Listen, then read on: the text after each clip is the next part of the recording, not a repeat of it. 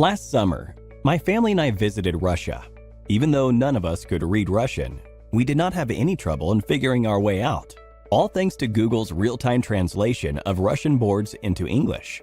This is just one of the several applications of neural networks. Neural networks form the base of deep learning, a subfield of machine learning where the algorithms are inspired by the structure of the human brain.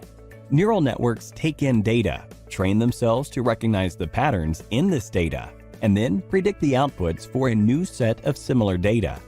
Let's understand how this is done. Let's construct a neural network that differentiates between a square, circle, and triangle. Neural networks are made up of layers of neurons. These neurons are the core processing units of the network. First, we have the input layer, which receives the input. The output layer predicts our final output. In between exist the hidden layers which perform most of the computations required by our network. Here's an image of a circle. This image is composed of 28 by 28 pixels, which make up for 784 pixels.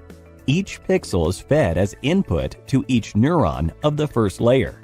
Neurons of one layer are connected to neurons of the next layer through channels.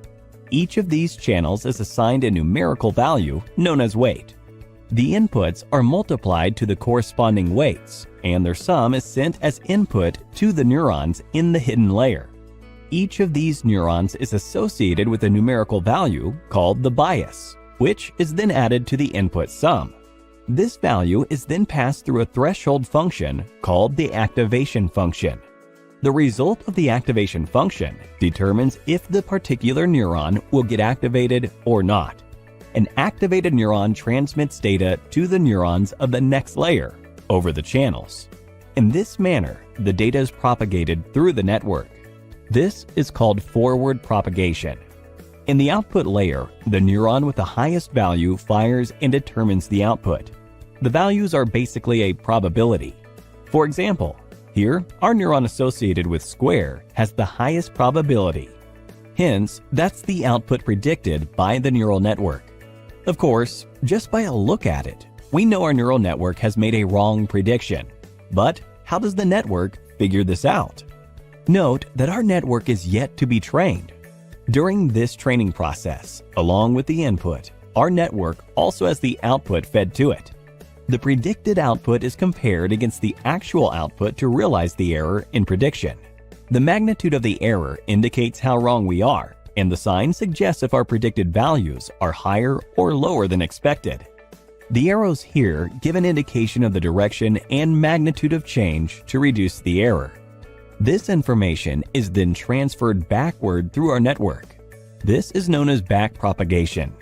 Now, based on this information, the weights are adjusted. This cycle of forward propagation and backpropagation is iteratively performed with multiple inputs.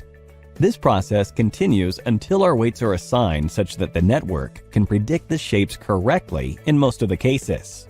This brings our training process to an end. You might wonder how long this training process takes. Honestly, neural networks may take hours or even months to train. But time is a reasonable trade-off when compared to its scope. Let us look at some of the prime applications of neural networks. Facial recognition. Cameras on smartphones these days can estimate the age of the person based on their facial features. This is neural networks at play, first differentiating the face from the background and then correlating the lines and spots on your face to a possible age. Forecasting. Neural networks are trained to understand the patterns and detect the possibility of rainfall or a rise in stock prices with high accuracy. Music composition. Neural networks can even learn patterns in music and train itself enough to compose a fresh tune. With deep learning and neural networks, we are still taking baby steps. The growth in this field has been foreseen by the big names. Companies such as Google, Amazon, and Nvidia have invested in developing products such as libraries, predictive models, and intuitive GPUs that support the implementation of neural networks. The question dividing the visionaries is on the reach of neural networks. To what extent can we replicate the human brain? We'd have to wait a few more years to give a definite answer. So this is a basic agenda for what we're going to talk about. We're going to first go through the biological motivation behind artificial neural networks. We're talking about neurons and what they're made of. Then we're going to do a mathematical approximation of exactly what we started with, which was that biological breakdown.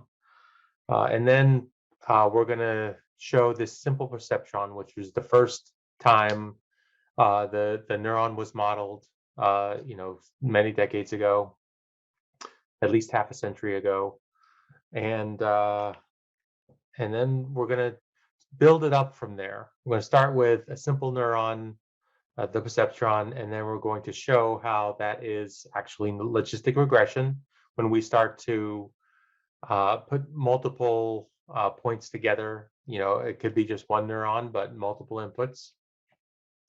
And we're going to show how when we make a more complex neural network, then we can represent this in mathematics with matrices with some linear regression. And also show one part of the neuron, the activation function. We're going to show all the math behind that. So, and then at the very end, we're going to build a neural network from scratch. Start with a single neuron, then we'll make it a layer of neurons, and then we're going to make it multiple layers, which actually is a deep neural network. So that's what we're going to do tonight. So let's start with the neuron structure. Biological, what does a neuron actually look like? And very shortly, you'll understand why I'm showing you this. But yeah, so there's really 4 major parts to a neuron. Neuron is a cell in the brain, in the nervous system. It's what makes us really smart, is all these neurons.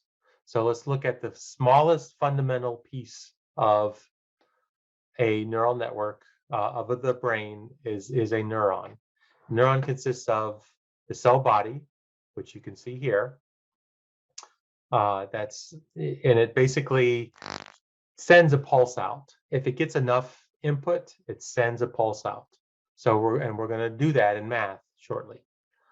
So where does it send a pulse out to? It sends it out through this axon, which this axon is actually where the learning happens. The stronger this axon is, the more of that pulse makes it out of the neuron, out into this area, which then goes through these synapses. And you have to imagine, okay, for a second, another neuron over here. There's other neurons that these synapses are connected to. So they activate the next neuron. And how do they activate it? They activate it through dendrites, which these dendrites are activated from another neuron at this end. You have to imagine more neurons that are sending out their pulse and coming in through, the pulse is going through the axon to the synapse and then into the next neuron through the dendrites. Okay, so that was basically how a neuron looks. Now let's take the same pieces, the cell body, the axon, the synapse, and the dendrite, and let's look at how mathematically we would represent that. So the axon is coming from other neurons, and the axon is we're going to represent that pulse coming from the other neuron as an X. That's the variable that is, how much pulse is coming from the previous neuron. And it's passing through a synapse. Okay, so the synapse is represented by this W, or weight. It says how much of this pulse makes it through to the next neuron. It's the strength of that axon, the previous neuron firing, going through to the next neuron. And how does it get into the next neuron? It gets into the next neuron through dendrites. So if we multiply those two together, so our synapse is controlling how much by multiplication gets through to the dendrite. And this is when you multiply it together, this is showing going into the next neuron, the cell body. And we have multiple of those dendrites coming from different synapses, from different axons, going into the cell body. And in the cell body, it's just adding up all these inputs. Okay, that's what this summation is. It's adding them all up.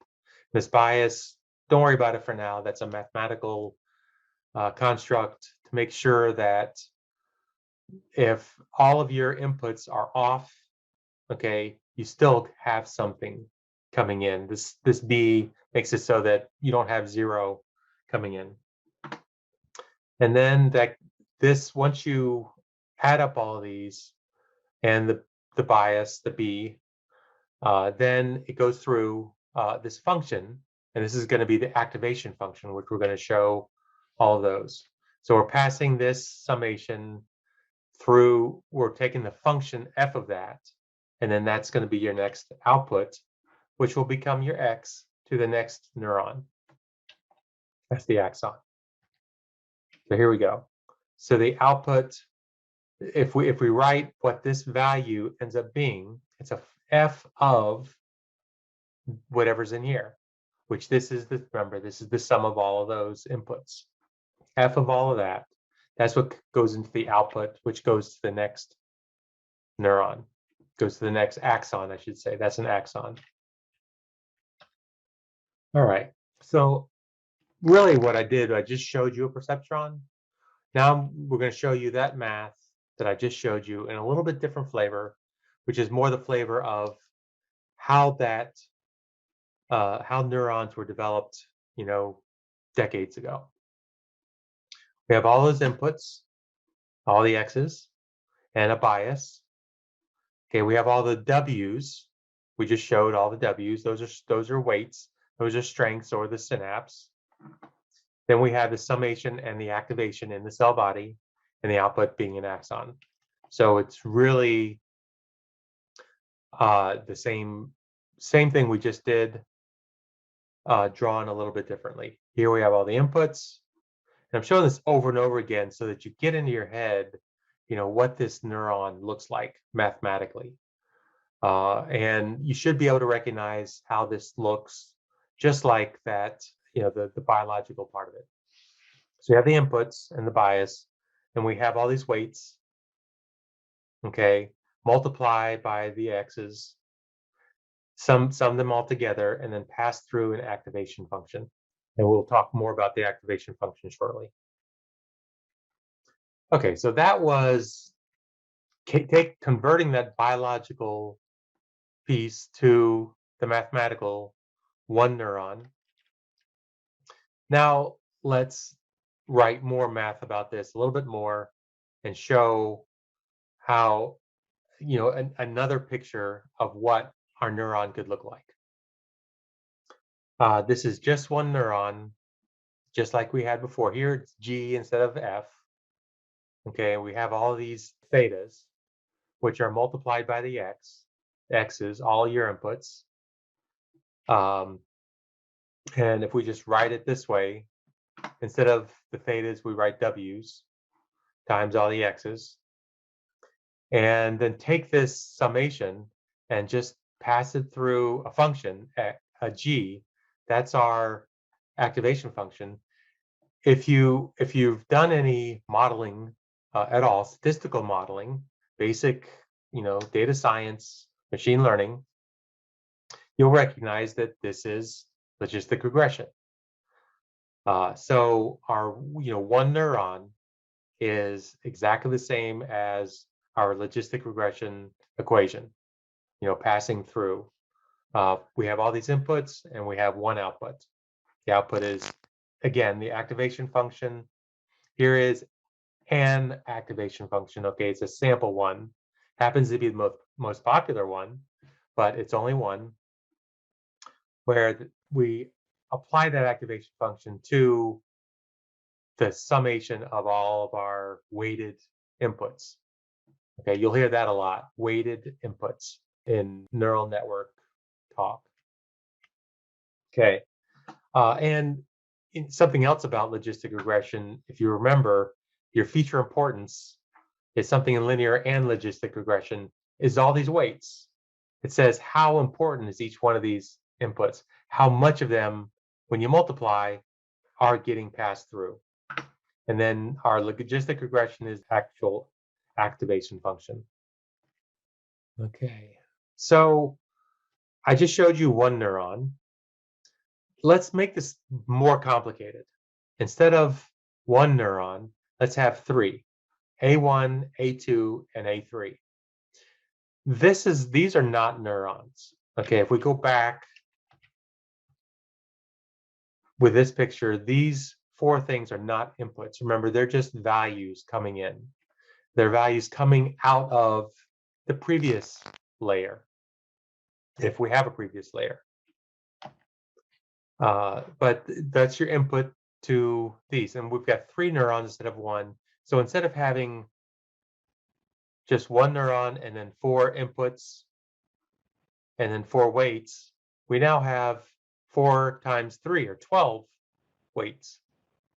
So if we want to write that same function that we wrote before with a matrix, with linear algebra, if we want to write it out, we would write it like this, where see these blue lines are for the blue weights, the green lines are for the green weights, and then the orange are for the orange weights for this third one.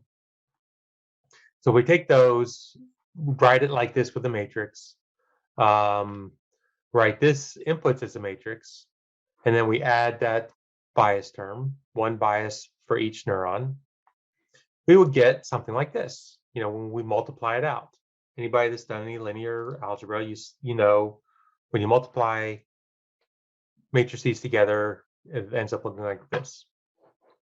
So you take this right here. This will be 3 values, once you add these together, and pass it through the activation function. You now have the output of the neurons. So this is the way, when you have more than one neuron, it has to be, it's going to be more complicated. The math is getting more complicated, the algebra. So you write it in linear algebra terms, matrice multiplication. And then we say this is our weight, our W. This is our X matrix. This is our bias matrix. And here, through activation, we get our output. And this is how you'd write it as a function. F of Wx plus B equals A. And then sometimes you write this as Y, because Y is an output. But in this case, we wrote it as A. Okay, so that activation function. When we talked about the biological part of this, okay, we said that the neuron turns on if it gets enough input. So what we're showing here is if we have enough input, so that's on the input. Input is along the x-axis, and the output is the y-axis. If we have enough input, then our output goes high. Goes all the way on. Our input, if we don't have enough input, if we add up all of our inputs, weighted sum inputs, then we have not enough, and we have a 0 coming on the output. The neuron is not activated. And this is just the way you would write that mathematically. F of x equals 0 for anything where our input, our x is less than 0, and 1 for anything where we have enough input. This is the binary step activation function. And something you need down the road, in the next lecture, we're going to talk about how we have our neural network learn.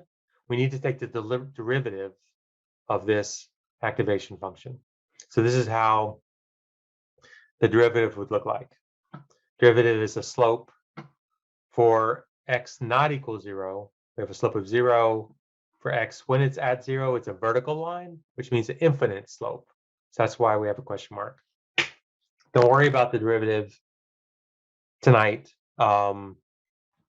Just be aware that that's the case.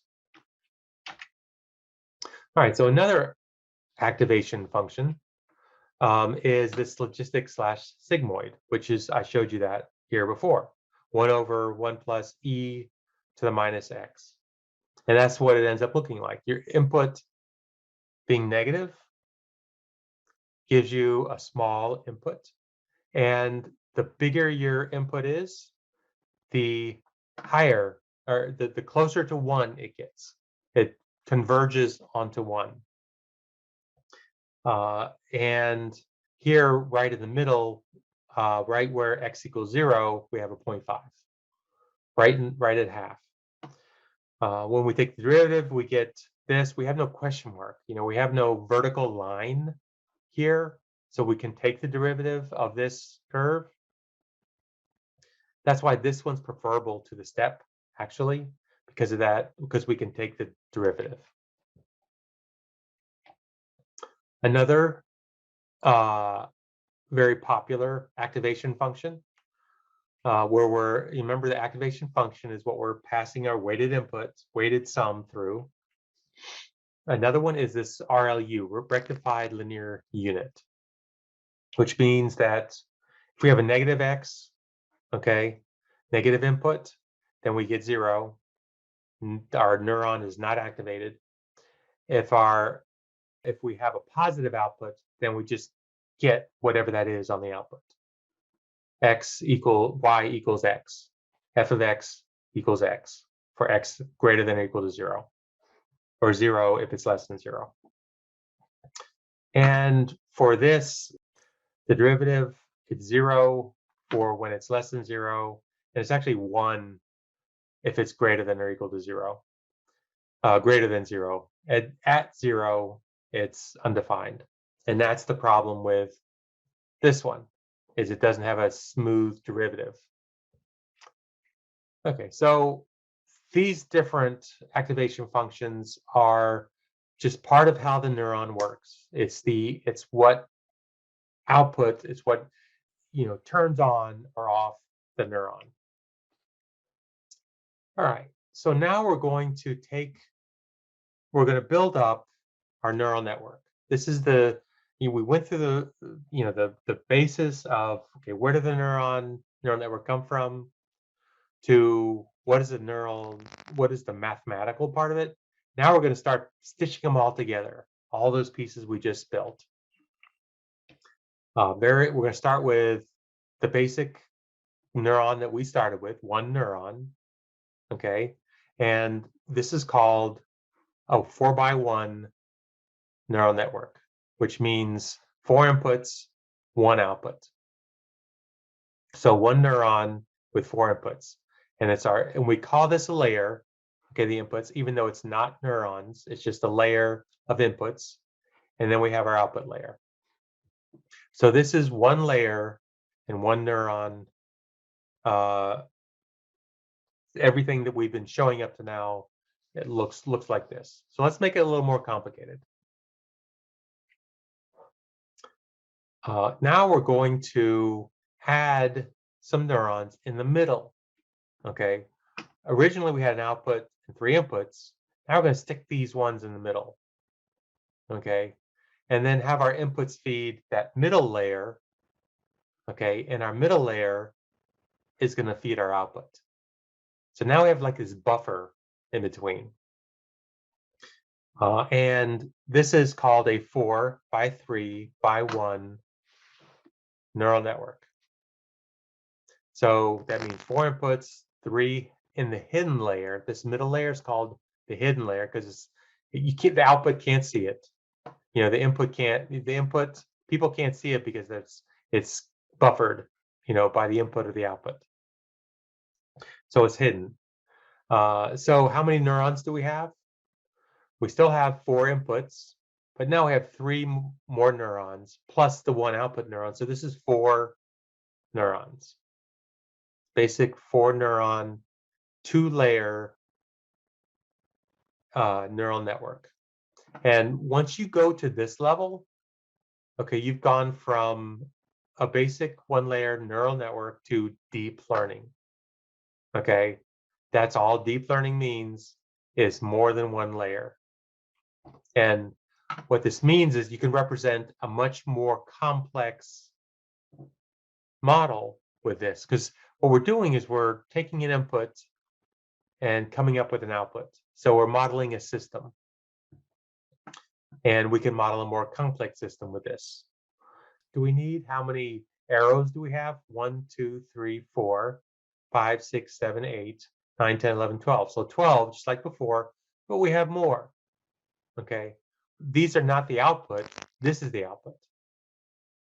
So we have 3 more, synapses, weights, whatever you want to call them. We have 3 more arrows. So we have a total of 15 different synapses or axons, dendrites, and the synapse in between. Okay, so now let's look at a wider network. And the application for a wider network, you get much more interesting things out of it. This is also a 2-layer neural network with, these are the inputs, and these are this is the hidden layer, and this is the output layer. So how many neurons do we have? Well, let's talk about inputs first. How many inputs do we have? The way we drew this, okay, with this dot, dot, dot, we have 784 inputs. Why? I'll explain in a minute. How many do we have in the middle? We say 16 down here. There's this dot, dot, dot, so it's not 5.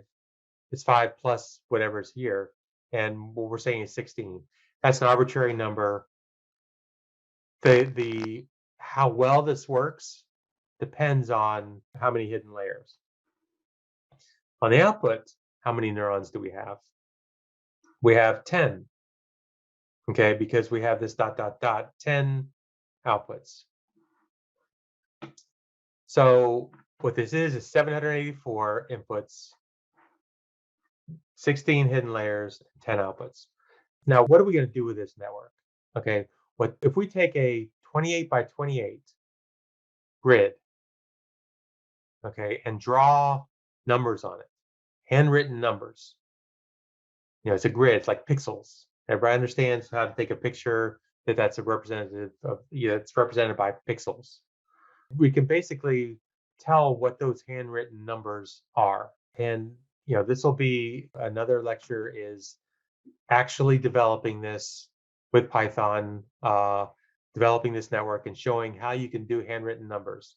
And this is, decades ago, 3 decades ago at least, that we were doing this level of handwriting recognition. So the way this works is we put that, we say which one of those pixels is lit up, and then we give it a number going in. All the other ones that are not lit up, give them a 0. One of these, 0 through 9, will light up depending on what is on that input, what is on those pixels. And that's how this neural network recognizes handwritten numbers. So this is just a way of looking at the count. And that data set, okay, the handwritten numbers, is a very popular data set, the MNIST data set, early image recognition, as in a while ago. And so that's how many arrows do we have? 784, by however many you have in the middle, 16, and then 16 by 10 on this layer. So that's how many synapses, axons, dendrites you have. How many neurons do you have? 16 plus 10 is 26. That's it. To recognize handwritten numbers, all you need is 26 neurons in exactly the same form I just presented. That's all you need, and you can do handwritten numbers. This is how the brain works. This is why we're so smart. All we need is 26 neurons, and we have 100 billion of them in our head to recognize handwriting. It's pretty amazing. That's how smart we are. All right, so let's talk about deeper neural networks. That was a very basic deep neural network. Let's go and look at deeper neural networks. So before we had just one hidden layer. Okay, now let's do more hidden layers. Okay, now we have two hidden layers. We have the input. Okay, we call that layer, but it's not actual neurons. Then we have 4 neurons in this hidden layer, 4 neurons in this hidden layer, and then 1 in the output. So what's the application of this one? I don't know. Addition could be the application of this one. And we would see that we can actually do that. So this is a very simple, deeper neural network where we just added 1 neuron or 1 layer. But there's also even more than that. We could have, 100 hidden layers. Okay, and that's how convolutional networks have come about. And the neurons are a little different in just that they're different activation. That's all. All the activation we've been doing up to now is the same kind. I showed you before.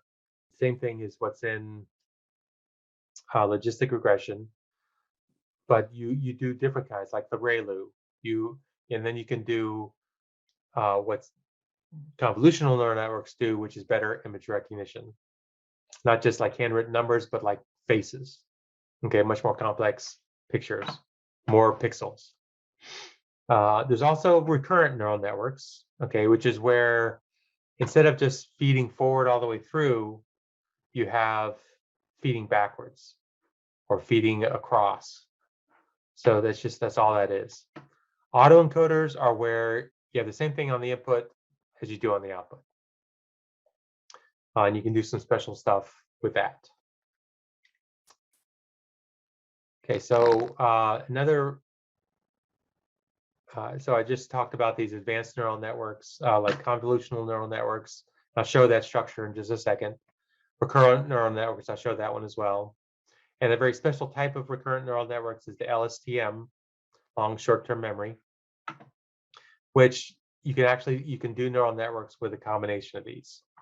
I know this is way beyond what we're talking about here. What I'm doing is I'm going to show you extensions of the basic neural networks.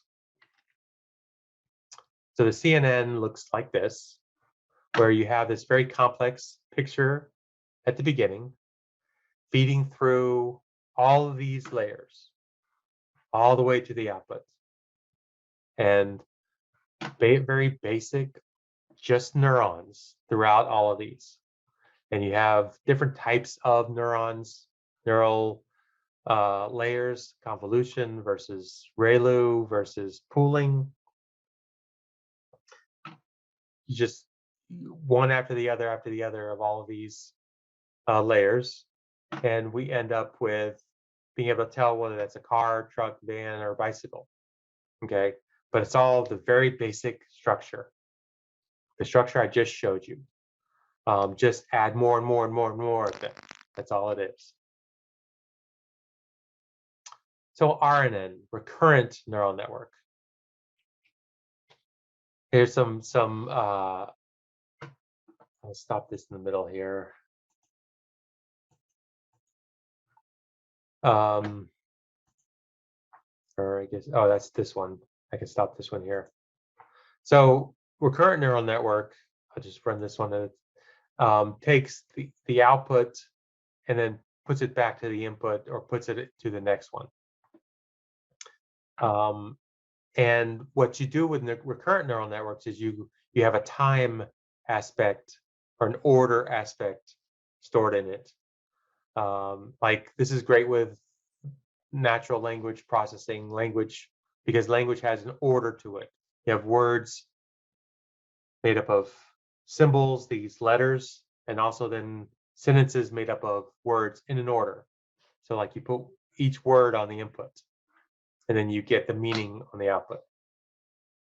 So that's how neural networks work, how recurrent neural networks.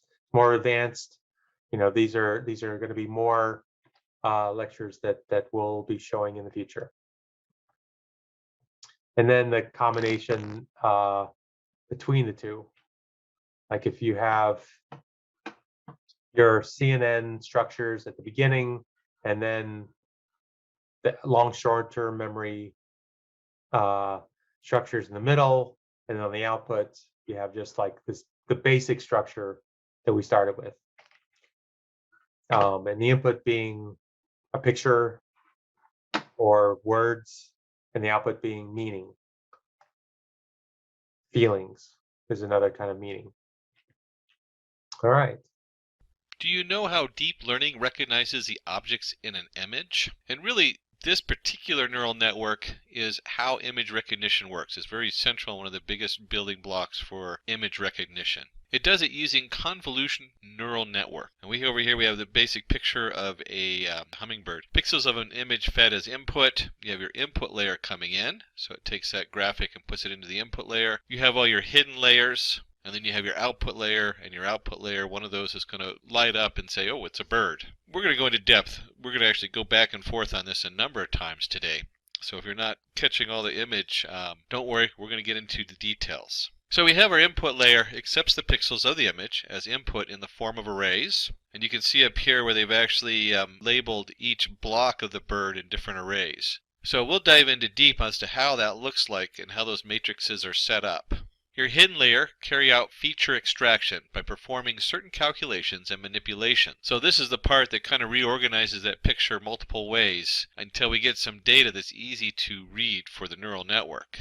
This layer uses a matrix filter and performs convolution operation to detect patterns in the image. And if you remember that convolution means to coil or to twist. So we're going to twist the data around and alter it and use that operation to detect a new pattern. There are multiple hidden layers like convolution layer. Relu is how that is pronounced. And that's the rectified linear unit. That has to do with the activation function that's used.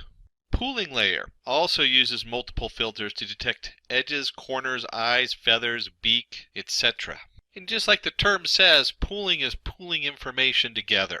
And we'll look into that a lot closer here. So if it's a little confusing now, we'll dig in deep and try to get you squared away with that. And then finally, there is a fully connected layer that identifies the object in the image. So we have these different layers coming through in the hidden layers, and they come into the final area, and that's where we have, say, one node or one neural network entity that lights up that says it's a bird. What's in it for you? We're going to cover an introduction to the CNN. What is convolution neural network? How CNN recognizes images. We're going to dig deeper into that and really look at the individual layers in the convolutional neural network. And finally, we do a use case implementation using the CNN. We'll begin our introduction to the CNN by introducing the pioneer of convolutional neural network, Yann LeCun. He was the director of Facebook AI Research Group. Built the first convolutional neural network called LeNet in 1988. So these have been around for a while and have had a chance to mature over the years. It was used for character recognition tasks like reading zip code digits. Imagine processing mail and automating that process. CNN is a feed-forward neural network that is generally used to analyze visual images by producing data with a grid-like topology. A CNN is also known as a convnet. And very key to this is we are looking at images. That was what this was designed for. And you'll see the different layers as we dig in mirror some of them are actually now used since we're using TensorFlow and Keras in our code later on. You'll see that some of those layers appear in a lot of your other neural network frameworks. But in this case, this is very central to processing images and doing so in a variety that captures multiple images and really drills down into their different features. In this example here you see flowers of two varieties, orchid and a rose. I think the orchid is much more dainty and beautiful, and the rose smells quite beautiful. I have a couple rose bushes in my yard. They go into the input layer. That data is then sent to all the different nodes in the next layer, one of the hidden layers, based on its different weights and its setup. It then comes out and gives those a new value. Those values then are multiplied by their weights and go to the next hidden layer, and so on. And then you have the output layer, and one of those nodes comes out and says it's an orchid, and the other one comes out and says it's a rose, depending on how well it was trained. What separates the CNN, or the convolutional neural network, from other neural networks is a convolutional operation. Forms the basis of any convolutional neural network. In a CNN, every image is represented in the form of arrays of pixel values. So here we have a real image of the digit 8. That then gets put onto its pixel values, represented in the form of an array. In this case, you have a two-dimensional array. And then you can see in the final end form, we transform the digit 8 into its representational form of pixels of zeros and ones, where the ones represent, in this case, the black part of the 8, and the zeros represent the white background. To understand the convolution neural network, or how that convolutional operation works, we're going to take a sidestep and look at matrices. In this case, we're going to simplify it, and we're going to take two matrices, A and B, of one dimension. Now, kind of separate this from your thinking as we learn that you want to focus just on the matrix aspect of this. And then we'll bring that back together and see what that looks like when we put the pieces for the convolutional operation. Here we've set up two arrays. We have, in this case, they're a single dimension matrix. And we have A equals 5, 3, 7, 5, 9, 7. And we have B equals 1, 2, 3. So in the convolution, as it comes in there, it's going to look at these two, and we're going to start by multiplying them, A times B. And so we multiply the arrays element-wise, and we get 5, 6, 6, where 5 is the 5 times 1, 6 is 3 times 2, and then the other 6 is 2 times 3. And since the two arrays aren't the same size, they're not the same setup, we're going to just truncate the first one, and we're going to look at the second array multiplied just by the first three elements of the first array. Now that's going to be a little confusing. Remember, a computer gets to repeat these processes hundreds of times, so we're not going to just forget those other numbers later on. We'll bring those back in. And then we have the sum of the product. In this case, 5 plus 6 equals 17. So in our A times B, our very first digit in that matrix of A times B is 17. And if you remember, I said we're not going to forget the other digits. So we now have 3, 2, 5. We move one set over, and we take 3, 2, 5, and we multiply that times B. And you'll see that 3 times 1 is 3, 2 times 2 is 4, and so on and so on. We sum it up, so now we have the second digit of our A times B product in the matrix. And we continue on with that same thing, so on and so on. So then we would go from 375 to 759 to 597. This short matrix that we have for A, we've now covered all the different entities in A that match three different levels of B. Now, in a little bit, we're going to cover where we use this math at, this multiplying of matrices and how that works. But it's important to understand that we're going through the matrix and multiplying the different parts to it to match the smaller matrix with the larger matrix. I know a lot of people get lost at is, what's going on here with these matrices?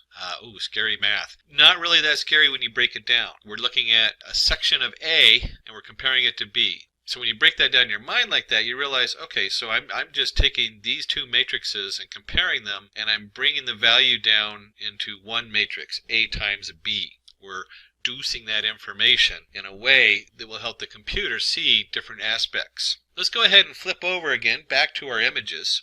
Here we are back to our images. Talking about going to the most basic two-dimensional image you can get to. Consider the following two images. The image for the symbol backslash. When you press the backslash, the above image is processed. And you can see there for the image for the forward slash is the opposite. So when we click the forward slash button, that flips. Very basic. We have 4 pixels going in. Can't get any more basic than that. Here we have a little bit more complicated picture. We take a real image of a smiley face. Then we represent that in the form of black and white pixels. So if this was an image in the computer, it's black and white. And like we saw before, we convert this into the zeros and ones. So where the other one would have just been a matrix of just 4 dots, now we have a significantly larger image coming in. So don't worry, we're going to bring this all together here in just a little bit. Layers in convolutional neural network. When we're looking at this, we have our convolution layer. And that really is the central aspect of processing images in the convolutional neural network. That's why we have it. And then that's going to be feeding in. And you have your Relu layer, which is, as we talked about, the rectified linear unit. We'll talk about that a little bit later. The Relu is how that layer is activated, is the math behind it, what makes the neurons fire. You'll see that in a lot of other neural networks. When you're using it just by itself, it's for processing smaller amounts of data, where you use the atom activation feature for large data coming in. Now, because we're processing small amounts of data in each image, the Relu layer works great. You have your pooling layer. That's where you're pooling the data together. Pooling is a neural network term. It's very commonly used. I like to use the term reduce. So if you're coming from the map and reduce side, you'll see that we're mapping all this data through all these networks, and then we're going to reduce it. We're going to pool it together. And then finally we have the fully connected layer. That's where our output's going to come out. So we have started to look at matrices. We've started to look at the convolutional layer and where it fits in and everything. We've taken a look at images. So we're going to focus more on the convolution layer, since this is a convolutional neural network. A convolution layer has a number of filters and perform convolution operation. Every image is considered as a matrix of pixel values. Consider the following 5x5 image whose pixel values are only 0 and 1. Now, obviously, when we're dealing with color, there's all kinds of things that come in on color processing, but we want to keep it simple and just keep it black and white. And so we have our image pixels, so we're sliding the filter matrix over the image and computing the dot product to detect the patterns. And right here, you're going to ask, where does this filter come from? This is a bit confusing because the filter is going to be derived later on. We build the filters when we program or train our model. So you don't need to worry what the filter actually is. What you do need to understand how a convolution layer works is, what is the filter doing? Filter, and you'll have many filters. You don't have just one filter. You'll have lots of filters that are going to look for different aspects. And so the filter might be looking for just edges. It might be looking for different parts. We'll cover that in a little bit more detail in a minute. Right now, we're just focusing on how the filter works as a matrix. Remember earlier we talked about multiplying matrices together? And here we have our two-dimensional matrix. And you can see we take the filter and we multiply it in the upper left image, and you can see right here 1 times 1, 1 times 0, 1 times 1. We multiply those all together, then sum them, and we end up with a convolved feature of 4.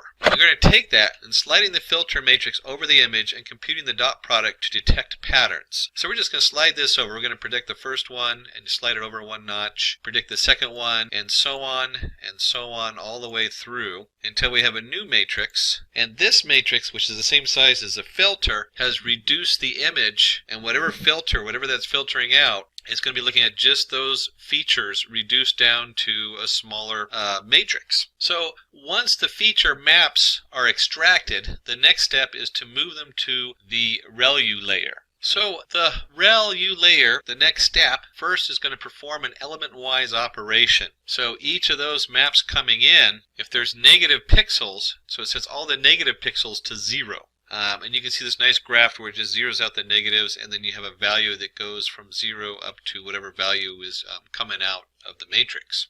This introduces nonlinearity to the network. So up until now, we say linearity, we're talking about the fact that the feature has a value. So it's a linear feature. This feature came up and it has, let's say the feature is the edge of the beak. It's like, or that backslash that we saw.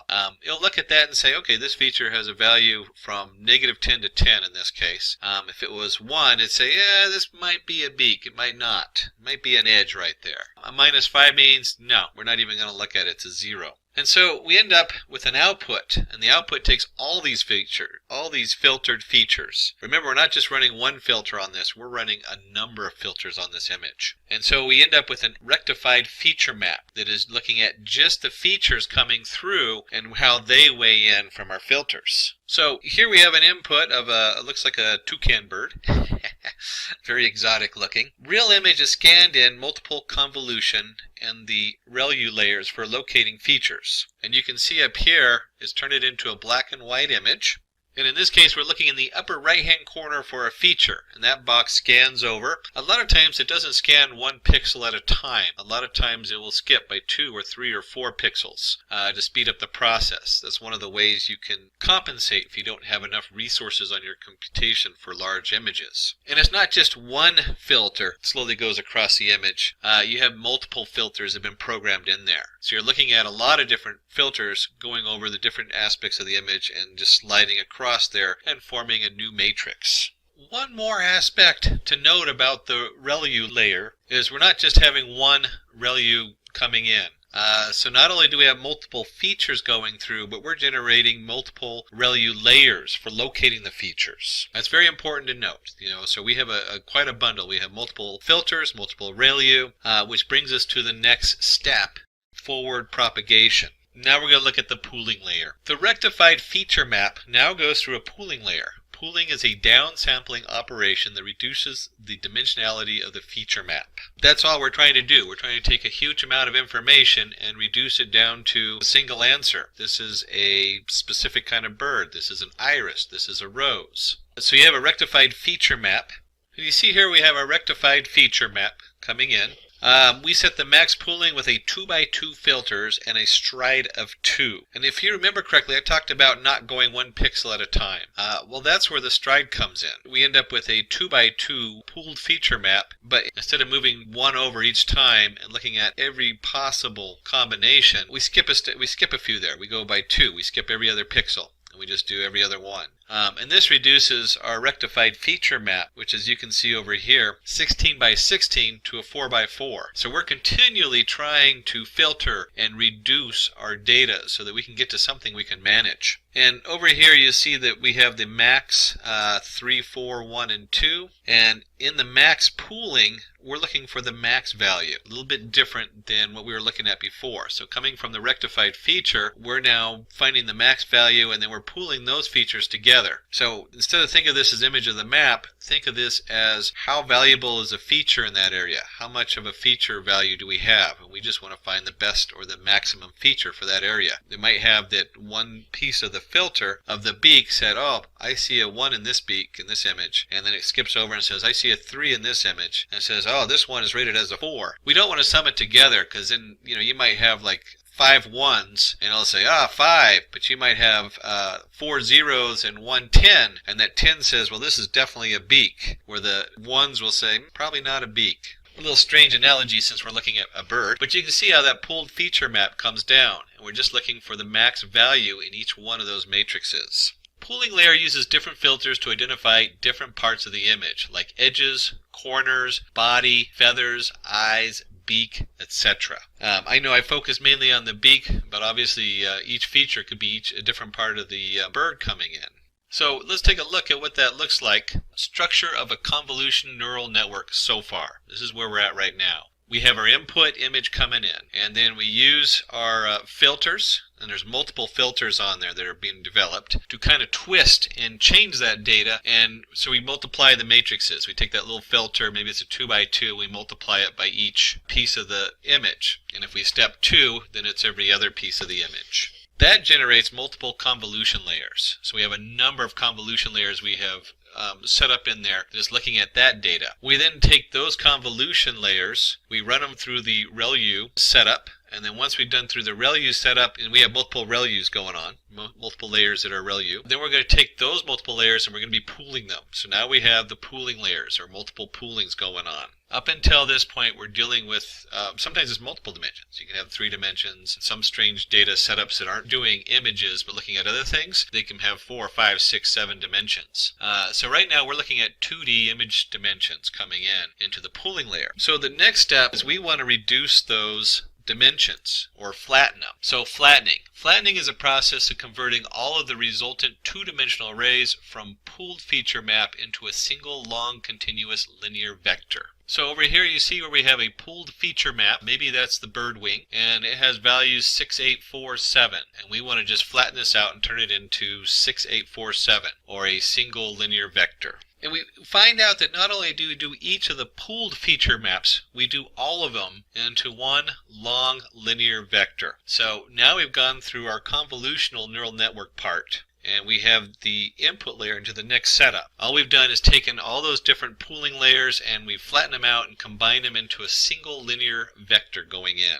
So after we've done the flattening, we have just a quick recap because we've covered so much, so it's important to go back and take a look at each of the steps we've gone through. The structure of the network so far is we have our convolution where we twist it and we filter it and multiply the matrices. We end up with our convolutional layer, which uses the Relu to figure out the values going out into the pooling. As you have numerous convolution layers that then create numerous pooling layers, pooling that data together, which is the max value. Which one we want to send forward. We want to send the best value. And then we're going to take all of that from each of the pooling layers and we're going to flatten it. And we're going to combine them into a single input going into the final layer. Once you get to that step, you might be looking at that going, boy, that looks like the normal input to most neural network. And you're correct, it is. So once we have the flattened matrix from the pooling layer, that becomes our input. So the pooling layer is fed as an input to the fully connected layer to classify the image. And so you can see as our flattened matrix comes in this case we have the pixels from the flattened matrix fed as an input back to our toucan, or whatever that kind of bird that is. I need one of these to identify what kind of bird that is. It comes into our forward propagation network. And that will then have the different weights coming down across. And then finally it selects that that's a bird and that it's not a dog or a cat in this case. Even though it's not labeled, the final layer there in red is our output layer. Our final output layer that says bird, cat, or dog. So, quick recap of everything we've covered so far. We have our input image, which is twisted and multiplied. The filters are multiplied times the two matrices multiplied all the filters to create our convolution layer. Our convolution layers, there's multiple layers in there because it's all building multiple layers off the different filters. Then goes through the Relu as its activation, and that creates our pooling. And so once we get into the pooling layer, we then on the pooling look for who's the best, what's the max value coming in from our convolution. And then we take that layer and we flatten it. And then it goes into a fully connected layer, our fully connected neural network, and then to the output. And here we can see the entire process, how the CNN recognizes a bird. This is kind of nice because it's showing the little pixels and where they're going. You can see the filter is generating this convolution network, and that filter shows up in the bottom part of the convolution network. And then based on that, it uses the Relu for the pooling. The pooling then find out which one's the best, and so on, all the way to the fully connected layer at the end, or the classification in the output layer. So that'd be a classification neural network at the end. So we covered a lot of theory up till now, and you can imagine each one of these steps has to be broken down in code. So putting that together can be a little complicated. Not that each step of the process is overly complicated, but because we have so many steps. We have 1, 2, 3, 4, 5 different steps going on here with sub-steps in there. We're going to break that down and walk through that in code. So in our use case implementation using the CNN, we'll be using the CFAR10 dataset from Canadian Institute for Advanced Research for classifying images across 10 categories. Unfortunately, they don't let me know whether it's going to be a toucan or some other kind of bird, but we do get to find out whether it can categorize between a ship, a frog, deer, bird, airplane, automobile, cat, dog, horse, truck. So that's a lot of fun. And if you're looking anything in the news at all of our automated cars and everything else, you can see where this kind of processing is so important in today's world and very cutting edge as far as what's coming out in the commercial deployment. I mean, this is really cool stuff. We're starting to see this just about everywhere in industry. So a great time to be playing with this and figuring it all out. Let's go ahead and dive into the code and see what that looks like when we're actually writing our script. Before we go on, let's do one more quick look at what we have here. Let's just take a look at data batch 1 keys. And remember, in Jupyter Notebook, I can get by with not doing the print statement. If I put a variable down there, it'll just display the variable. And you can see under data batch 1 for the keys, since this is a dictionary, we have the batch 1 label, data, and file names. So you can actually see how it's broken up in our data set. So for the next step, or step 4 as we're calling it, we want to display the image using matplot library. There's many ways to display the images. You could even, well, there's other ways to drill into it, but matplot library is really good for this. And we'll also look at our first reshape setup, or shaping the data, so you can have a little glimpse into what that means. So we're going to start by importing our matplot, and of course, since I am doing Jupyter Notebook, I need to do the matplot inline command, so it shows up on my page. So here we go. We're going to import matplot library.pyplot as PLT. And if you remember matplot library, the pyplot is like a canvas that we paint stuff onto. And there's my %sign matplot library inline. So it's going to show up in my notebook. And then of course we're going to import numpy as np for our numbers Python array setup. And let's go ahead and set x equals to data batch 1. So this will pull in all the data going into the x value. And then because this is just a long stream of binary data, we need to go a little bit of reshaping. So in here we have to go ahead and reshape the data. We have 10,000 images. Okay, that looks correct. And this is kind of an interesting thing. It took me a little bit I had to go research this myself to figure out what was going on with this data. And what it is it's a 32 by 32 picture. And let me do this. Let me go ahead and do a drawing pad on here. So we have 32 bits by 32 bits, and it's in color. So there's 3 bits of color. Now, I don't know why the data is particularly like this. It probably has to do with how they originally encoded it. But most pictures put the 3 afterward. So what we're doing here is we're going to take the shape, we're going to take the data, which is just a long stream of information, and we're going to break it up into 10,000 pieces, and those 10,000 pieces then are broken into 3 pieces each, and those 3 pieces then are 32 by 32. You could look at this like an old-fashioned projector where they have the red screen, or the red projector, the blue projector, and the green projector, and they add them all together, and each one of those is a 32 by 32 bit. So that's probably how this was originally formatted, was in that kind of ideal. Things have changed, so we're going to transpose it, and we're going to take the 3, which was here, and we're going to put it at the end. So the first part is reshaping the data from a single line of bit data, or whatever format it is, into 10,000 by 3 by 32 by 32, and then we're going to transpose the color factor to the last place. So it's the image, then the 32 by 32 in the middle, that's this part right here, and then finally we're going to take this, which is 3 bits of data, and put it at the end. So it's more like we process images now. And then as type, this is really important that we're going to use an integer 8. You can come in here and you'll see a lot of these, they'll try to do this with a float or a float 64. What you got to remember though is a float uses a lot of memory. So once you switch this into something that's not integer 8, which goes up to 128, you are just going to, the amount of RAM, let me just put that in here, is going to go way up. The amount of RAM that it loads. So you want to go ahead and use this. You can try the other ones and see what happens if you have a lot of RAM on your computer. But for this exercise, this will work just fine. And let's go ahead and take that and run this. So now our X variable is all loaded and it has all the images in it from the batch 1, data batch 1. And just to show what we were talking about with the as type on there, if we go ahead and take X0 and just look for its max value, let me go ahead and run that. You'll see it doesn't, oops, I said 128, it's 255. You'll see it doesn't go over 255 because it's basically an ASCII character is what we're keeping that down to. We're keeping those values down. So they're only 255, 0 to 255 versus a float value, which would bring this up exponentially in size. And since we're using the matplot library, we can do, oops, that's not what I wanted. Since we're using the matplot library, we can take our canvas and just do a plt.im for image show, and let's just take a look at what X0 looks like. And it comes in, I'm not sure what that is, but you can see it's a very low grade image broken down to the minimal pixels on there. And if we did the same thing, let's see what 1 looks like. Hopefully it's a little easier to see. Run on there, not enter. Let's hit the run on that. And we can see this is probably a semi-truck. That's a good guess on there. And I can just go back up here instead of typing the same line in over and over. And we'll look at 3. That looks like a dump truck unloading, and so on. You can do any of the 10,000 images. We can just jump to 55.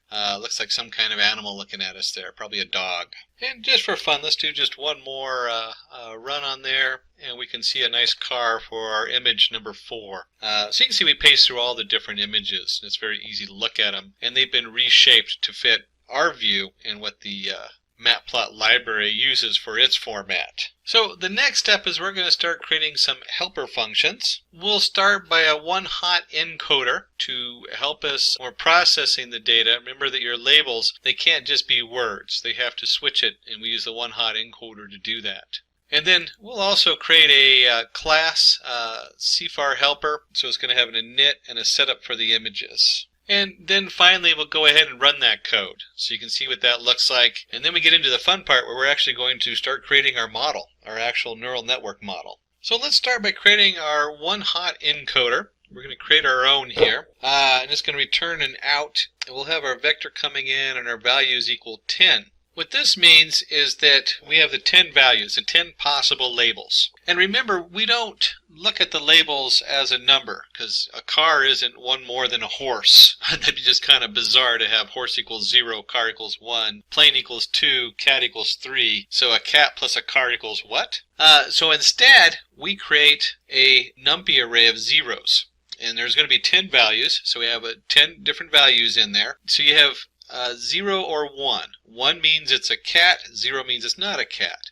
In the next line it might be that 1 means it's a car, 0 means it's not a car. So instead of having one output with a value of 0 to 10, you have 10 outputs with the values of 0 to 1. That's what the one hot encoder is doing here. And we're going to utilize this in code in just a minute. So let's go ahead and take a look at the next helpers. We have a few of these helper functions we're going to build. And when you're working with a very complicated Python project, dividing it up into separate definitions and classes is very important. Otherwise, it just becomes really ungainly to work with. So let's go ahead and put in our next helper, which is a class. And there's a lot in this class, so we'll break it down here. And let's just start, oops, we can put a space right in there. There we go. Now this is a little bit more readable. Add a second space. So we're going to create our class, the Cipher helper. And we'll start by initializing it. Now, there's a lot going on in here. So let's start with the init part. Self.I equals 0. That'll come in a little bit. We'll come back to that in the lower part. We want to initialize our training batches. So when we went through this, there was like a meta batch. We don't need the meta batch, but we do need the data batch 1, 2, 3, 4, 5, and we do not want the testing batch in here. This is just the self all train batches. So we're going to make an array of all those different images. And then, of course, we left the test batch out, so we have our self.test batch. We're going to initialize the training images and the training labels, and also the test images and the test labels. So this is just to initialize these variables in here.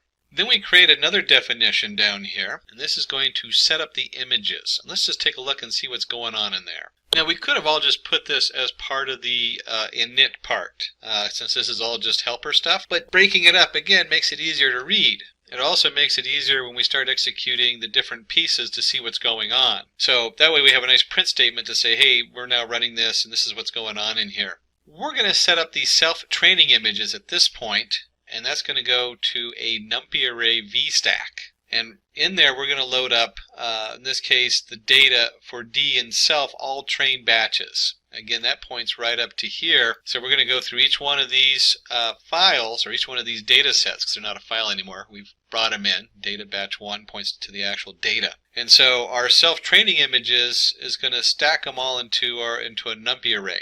And then it's always nice to get the training length, and that's just a total number of self-training images in there. And then we're going to take the self-training images. And let me switch marker colors, because I am getting a little too much on the markers up here. Oops, there we go. Bring down our marker change so we can see it a little better. And at this point, this should look familiar. Where did we see this? Well, when we wanted to look at this above, and we wanted to look at the images in the Matplot library, we had to reshape it. So we're doing the same thing here. We're taking our self-training images, and based on the training length, total number of images, because we stacked them all together, so now it's just one large file of images, we're going to take and look at it as our 3 video cameras that are each displaying 32 by 32. We're going to switch that around so that now we have each of our images that stays the same place, and then we have our 32 by 32, and then by our 3.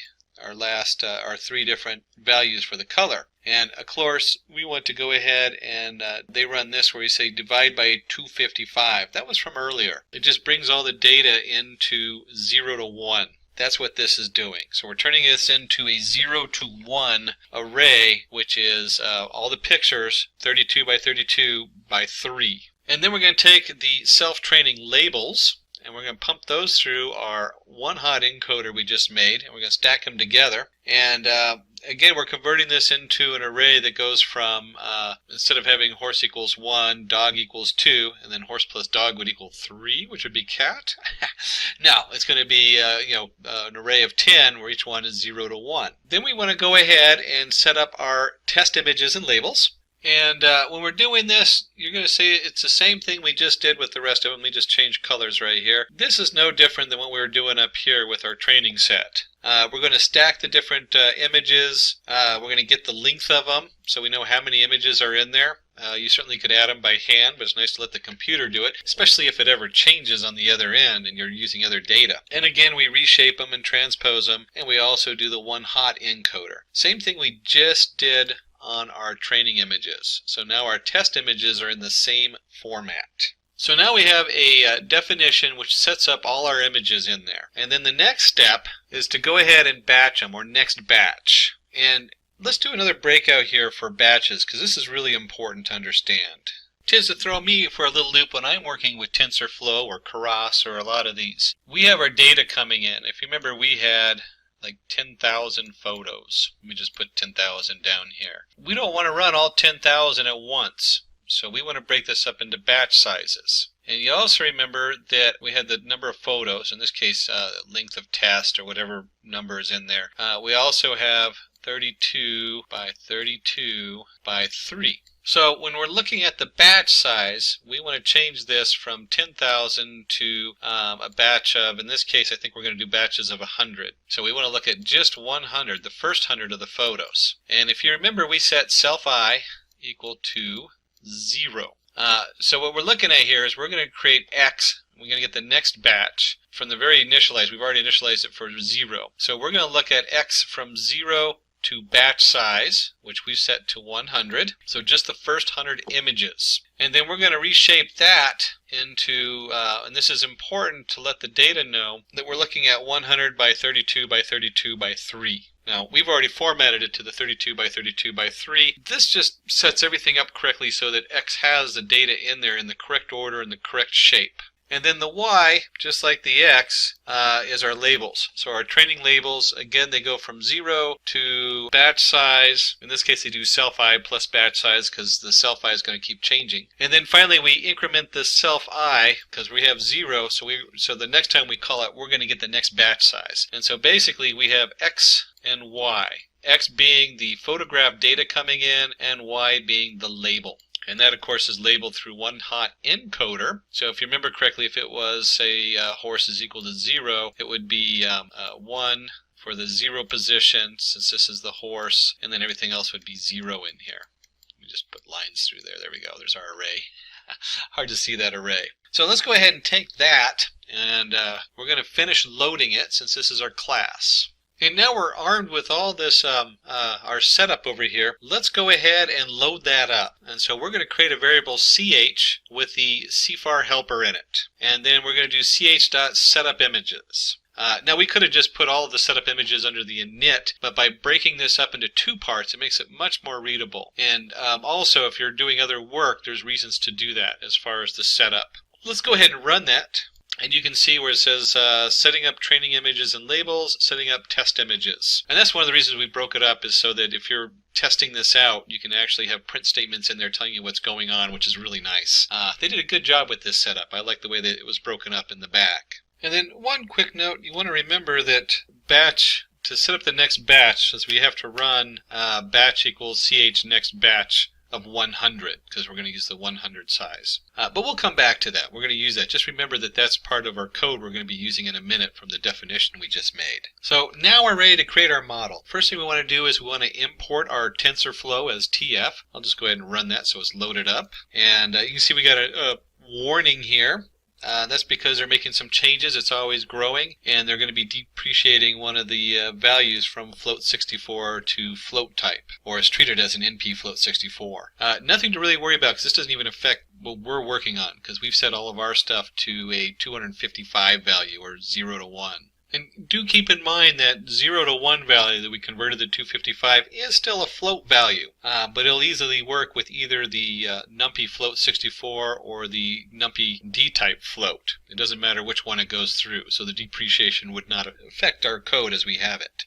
And in our TensorFlow, we'll go ahead, let me just increase the size in there just a moment so you can get a better view of the what we're typing in. We're going to set a couple placeholders here. And so we're going to set x equals tf placeholder tf float 32. We just talked about the float 64 versus the NumPy float. We're actually just going to keep this at float 32. More than significant number of decimals for what we're working with. And since it's a placeholder, we're going to set the shape equal to, and we've set it equal to none, because at this point we're just holding the place on there. We'll be setting up as we run the batches, that's what that first value is. And then 32 by 32 by 3, that's what we reshaped our data to fit in. And then we have our y true equals placeholder tf float 32, and the shape equals none, comma 10. 10 is the 10 different labels we have, so it's an array of 10. And then let's create one more placeholder. We'll call this hold prob, or hold probability. And we're going to use this, we don't have to have a shape or anything for this. This placeholder is for what we call dropout. If you remember from our theory before, we drop out so many nodes is looking at, or the different values going through, which helps decrease bias. So we need to go ahead and put a placeholder for that also. And we'll run this, so it's all loaded up in there. So we have our 3 different placeholders. And since we're in TensorFlow, when you use Keras, it does some of this automatically, but we're in TensorFlow direct. Keras sits on TensorFlow. We're going to go ahead and create some more helper functions. We're going to create something to help us initialize the weights, initialize our bias. If you remember that each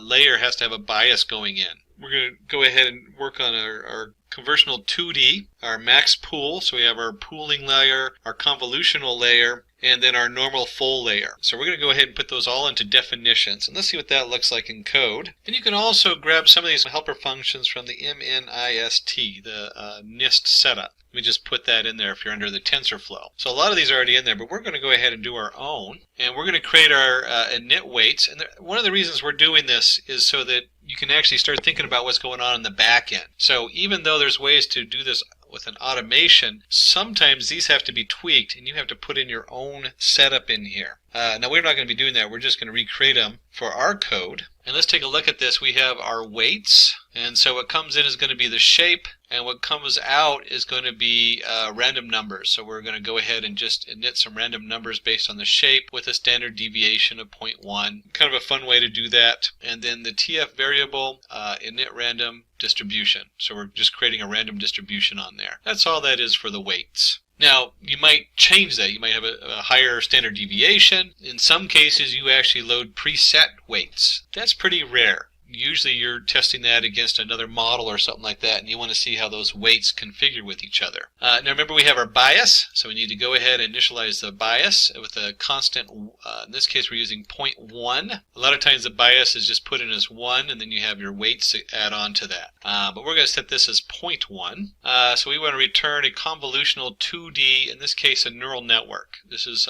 would be a layer on here. What's going on with the Conv2D is we're taking our data coming in, we're going to filter it. Strides, if you remember correctly, strides came from, here's our image, and then we only look at this picture here, and then maybe we have a stride of 1, so we look at this picture here, and we continue to look at the different filters going on there. The other thing this does is that we have our data coming in as 32 by 32 by 3. And we want to change this so that it's just, this is 3 dimensions, and it's going to reformat this as just 2 dimensions. So it's going to take this number here and combine it with the 32 by 32. So this is a very important layer here because it's reducing our data down using different means. And it connects down, I'm just going to jump down one here. It goes with the convolutional layer. So you have your kind of your pre-formatting and the setup, and then you have your actual convolution layer that goes through on there.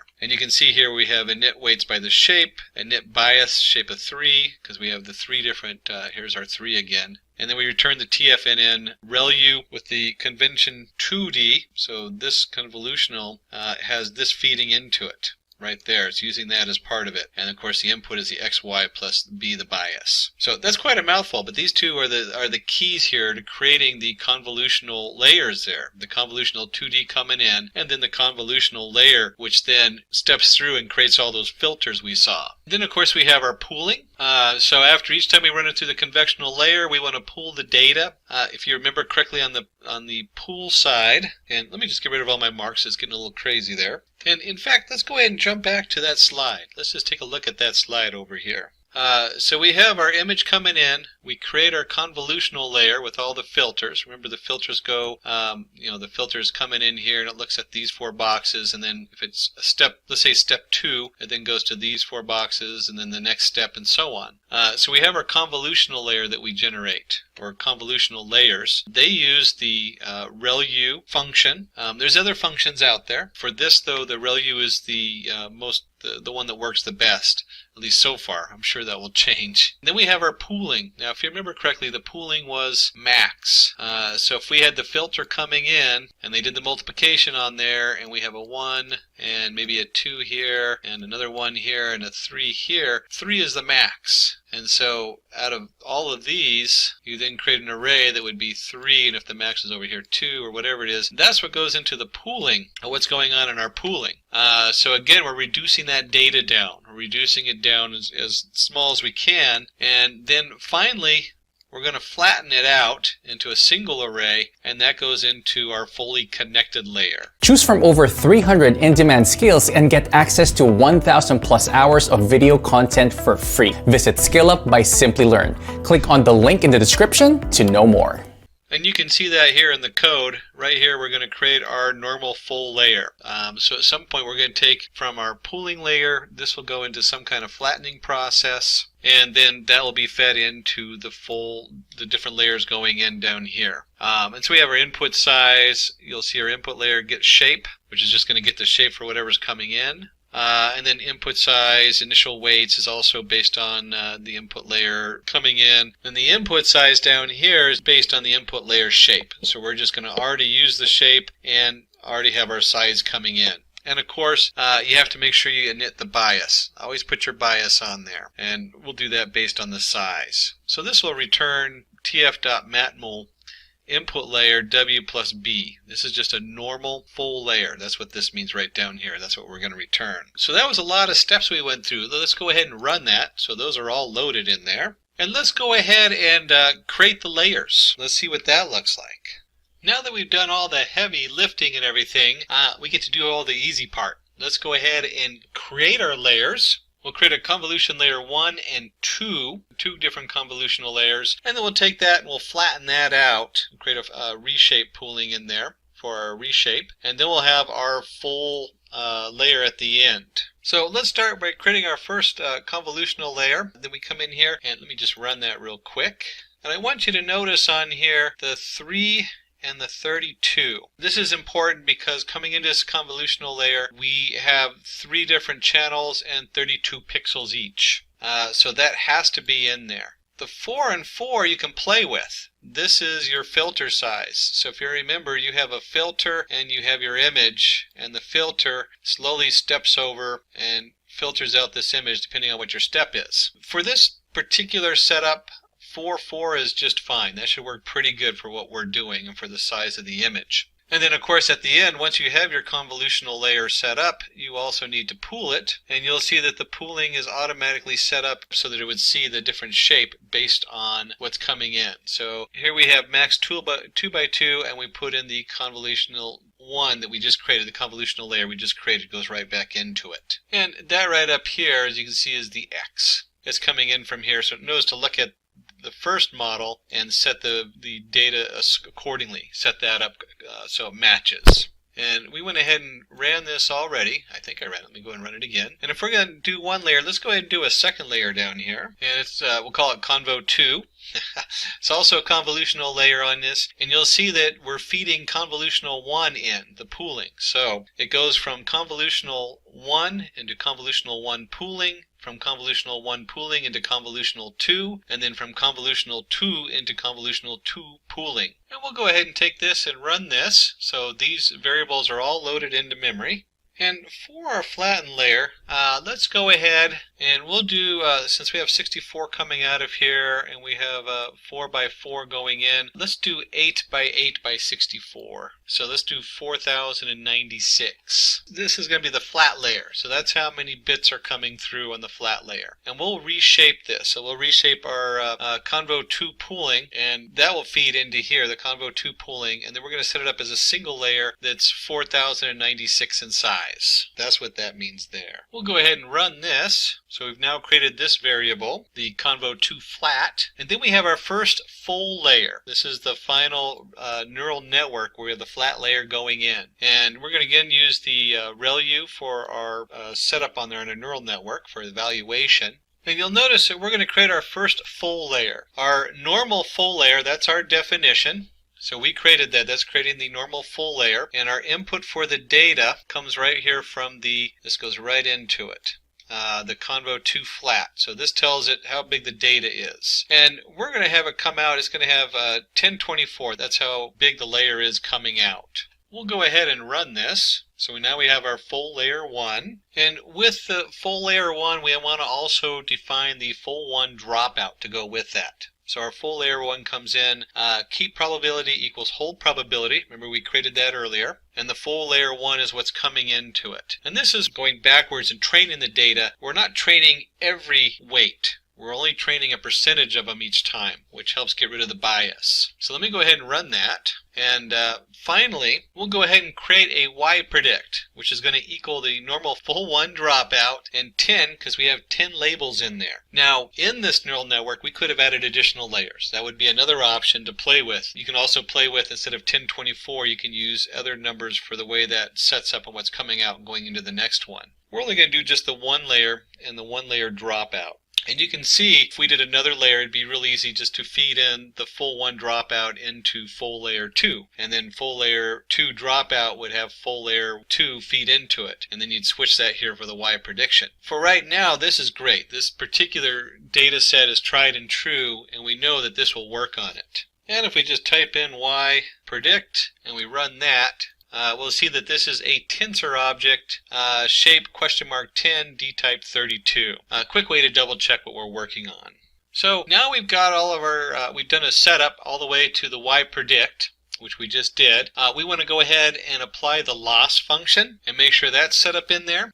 Create the optimizer. And then train our optimizer and create a variable to initialize all the global TF variables. So before we dive into the loss function, let me point out one quick thing, or just kind of a rehab over a couple things. And that is, when we're playing with these setups, we pointed out up here we can change the 4-4 and use different numbers there. They change your outcome. So depending on what numbers you use here will have a huge impact on how well your model fits. And that's the same here with the 1024 also. This is also another number that if you continue to raise that number, you'll get possibly a better fit. You might overfit. And if you lower that number, you'll use less resources. And generally, you want to use this in the exponential growth. An exponential being 2, 4, 8, 16. And in this case, the next one down would be 5, 12. You can use any number there, but those would be the ideal numbers when you look at this data. So the next step in all this is we need to also create a way of tracking how good our model is. And we're going to call this a loss function. And so we're going to create a cross-entropy loss function. And so before we discuss exactly what that is, let's take a look and see what we're feeding it.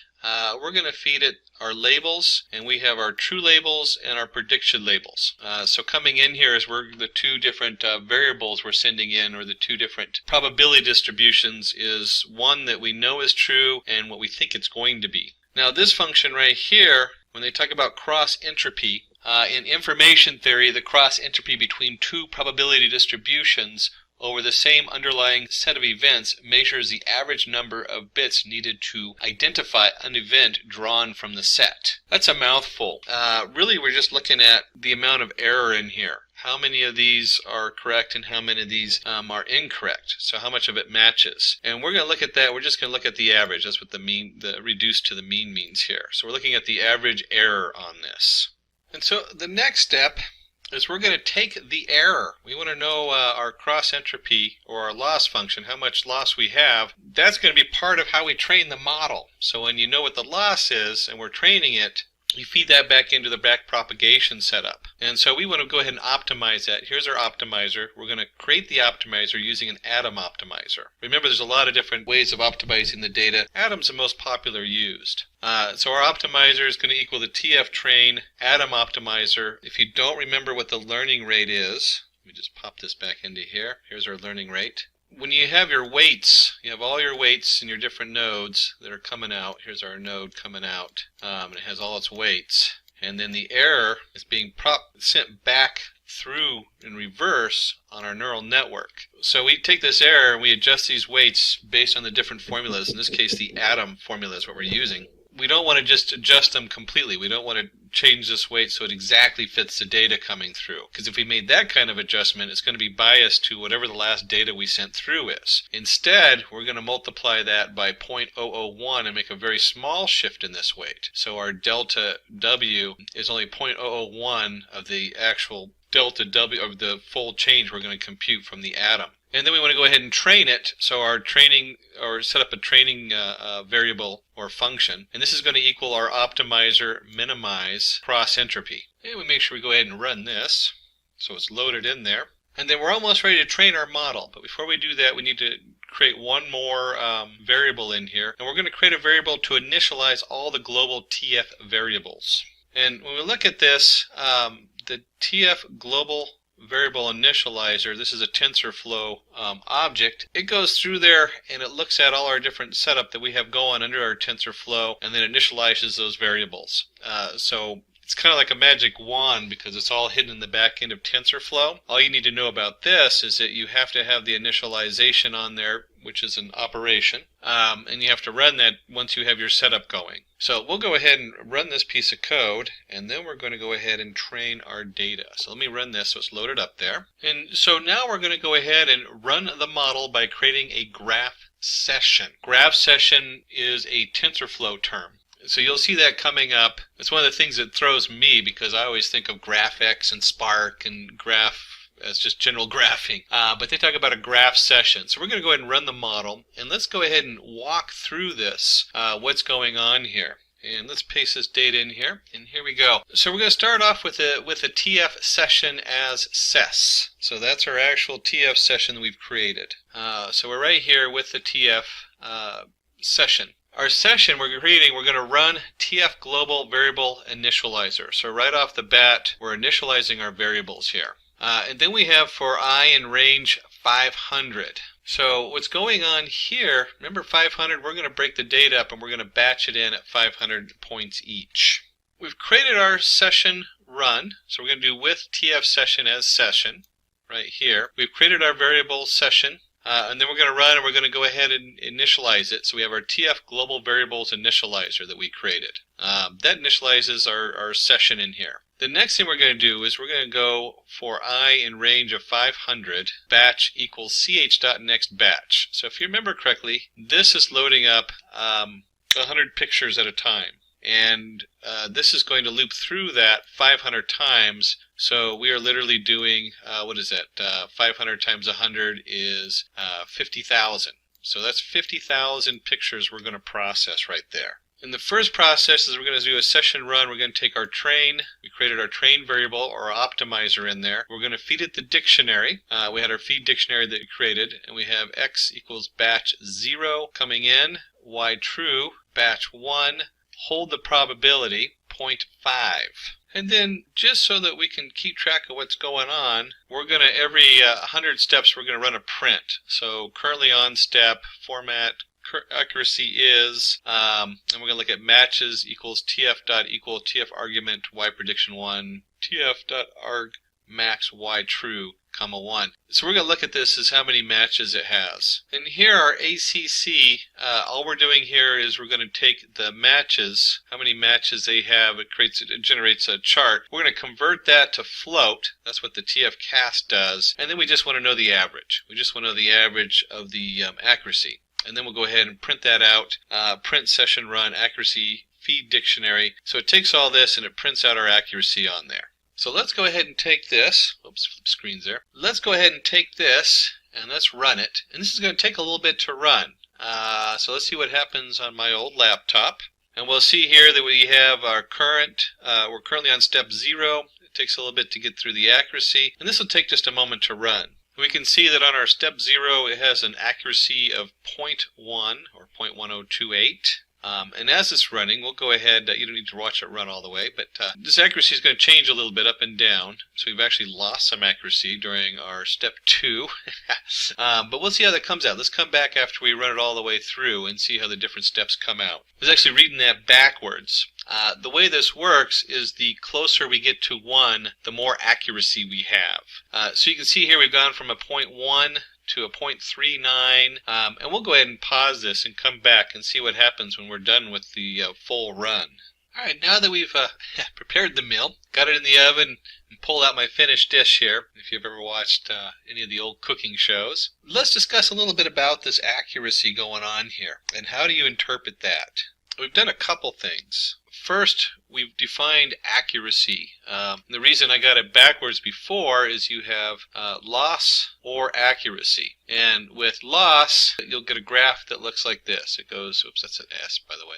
There we go. You get a graph that curves down like this. And with accuracy, you get a graph that curves up. This is how good it's doing. Now, in this case, 1 is supposed to be really good accuracy. That means it gets close to 1, but it never crosses 1. So if you have an accuracy of 1, that is phenomenal. In fact, that's pretty much unheard of. And the same thing with loss. If you have a loss of 0, that's also unheard of. And the 0 is actually on this axis right here as we go in there. So how do we interpret that? Because, if I was looking at this and I go, oh, 0.51, that's 51%. You're doing 50-50. No, this is not percentage. Let me just put that in there. It is not percentage.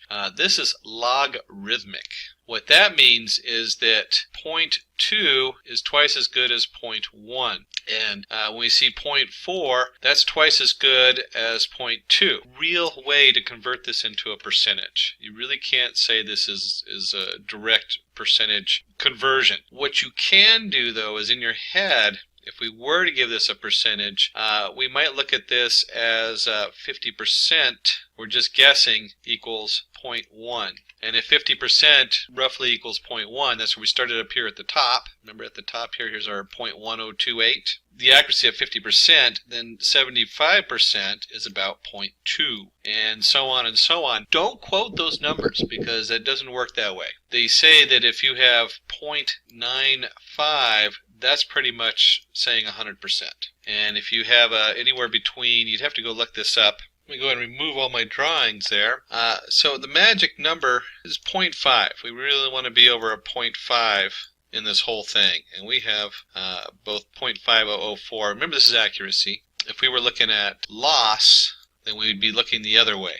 But 0.05, instead of how high it is, we want how low it is. But with accuracy, being over a 0.5 is pretty valid. That means this is pretty solid. And if you get to a 0.95, then it's a direct correlation. That's what we're looking for here in these numbers. And you can see we finished with this model at 0.5135, so still good. And if we look at when they ran this in the other end, remember there's a lot of randomness that goes into it when we seed the weights. They got 0.5251, so a little better than ours. But that's fine. You'll find your own comes up a little bit better or worse depending on just that randomness. And so we've gone through the whole model. We've trained the model, and we've also gone through on every 100th run to test the model to see how accurate it is.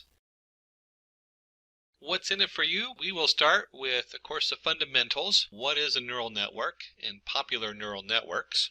It's important to know the framework we're in and what we're going to be looking at specifically. Then we'll touch on why a recurrent neural network, what is a recurrent neural network, and how does an RNN work.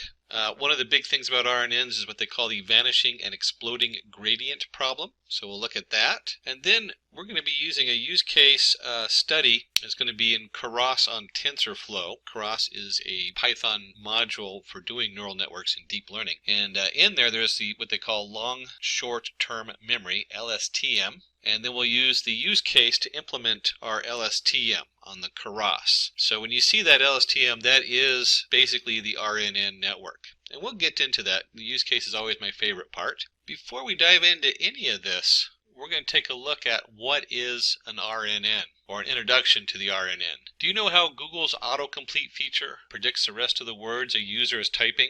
I love that autocomplete feature. As I'm typing away, it saves me a lot of time. I can just kind of hit the enter key and it autofills everything and I don't have to type as much. Well, first there's a collection of large volumes of most frequently occurring consecutive words. This is fed into a recurrent neural network. Analyzes the data by finding the sequence of words occurring frequently and builds a model to predict the next word in the sentence. And then Google, what is the best food to eat in Las, I'm guessing you're going to say Las Mexico. No, it's going to be Las Vegas.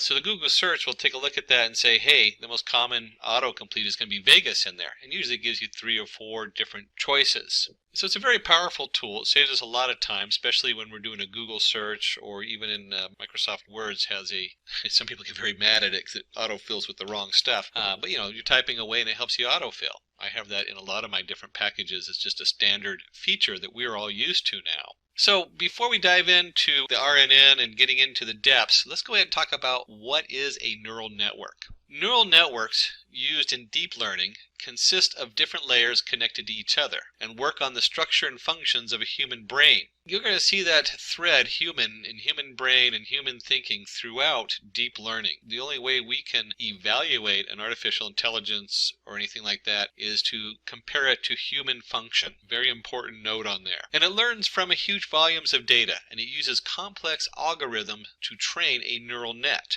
So in here we have image pixels of 2 different breeds of dog. One looks like a nice floppy-eared lab, and one a German Shepherd.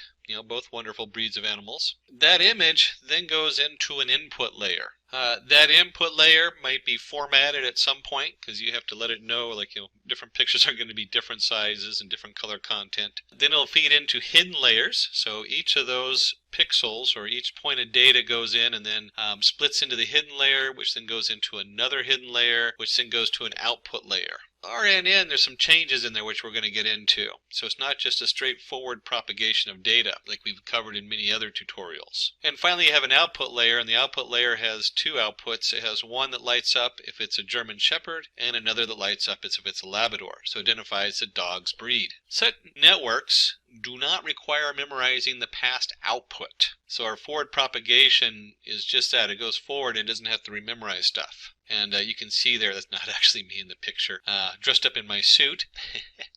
I haven't worn a suit in years. So as we're looking at this, we're going to change it up a little bit. Before we cover that, let's talk about popular neural networks. First, there's the feed-forward neural network, used in general regression and classification problems. And we have the convolution neural network, used for image recognition. Deep neural network, used for acoustic modeling. Deep belief network, used for cancer detection. And recurrent neural network, used for speech recognition. Now, taken a lot of these and mixed them around a little bit, so just because it's used for one thing doesn't mean it can't be used for other modeling. But generally this is where the field is, and this is how those models are generally being used right now. So when we talk about a feed-forward neural network. In a feed-forward neural network, information flows only in the forward direction, from the input nodes through the hidden layers, if any, and to the output nodes. There are no cycles or loops in the network. And so you can see here we have our input layer. I was talking about how it just goes straight forward into the hidden layers. So each one of those connects and then connects to the next hidden layer, connects to the output layer. And of course we have a nice simplified version where it has a predicted output, and they refer to the input as X a lot of times and the output as Y. Decisions are based on current input, no memory about the past, no future scope. Why recurrent neural network? Issues in feed-forward neural network. So one of the biggest issues is because it doesn't have a scope of memory or time, a feed-forward neural network doesn't know how to handle sequential data. It only considers the current input. So if you have a series of things, and because 3 points back affects what's happening now, and what your output affects what's happening, that's very important. So whatever I put as an output is going to affect the next one. A feed forward doesn't look at any of that. It just looks at this is what's coming in. And it cannot memorize previous inputs. So it doesn't have that list of inputs coming in. Solution to feed forward neural network.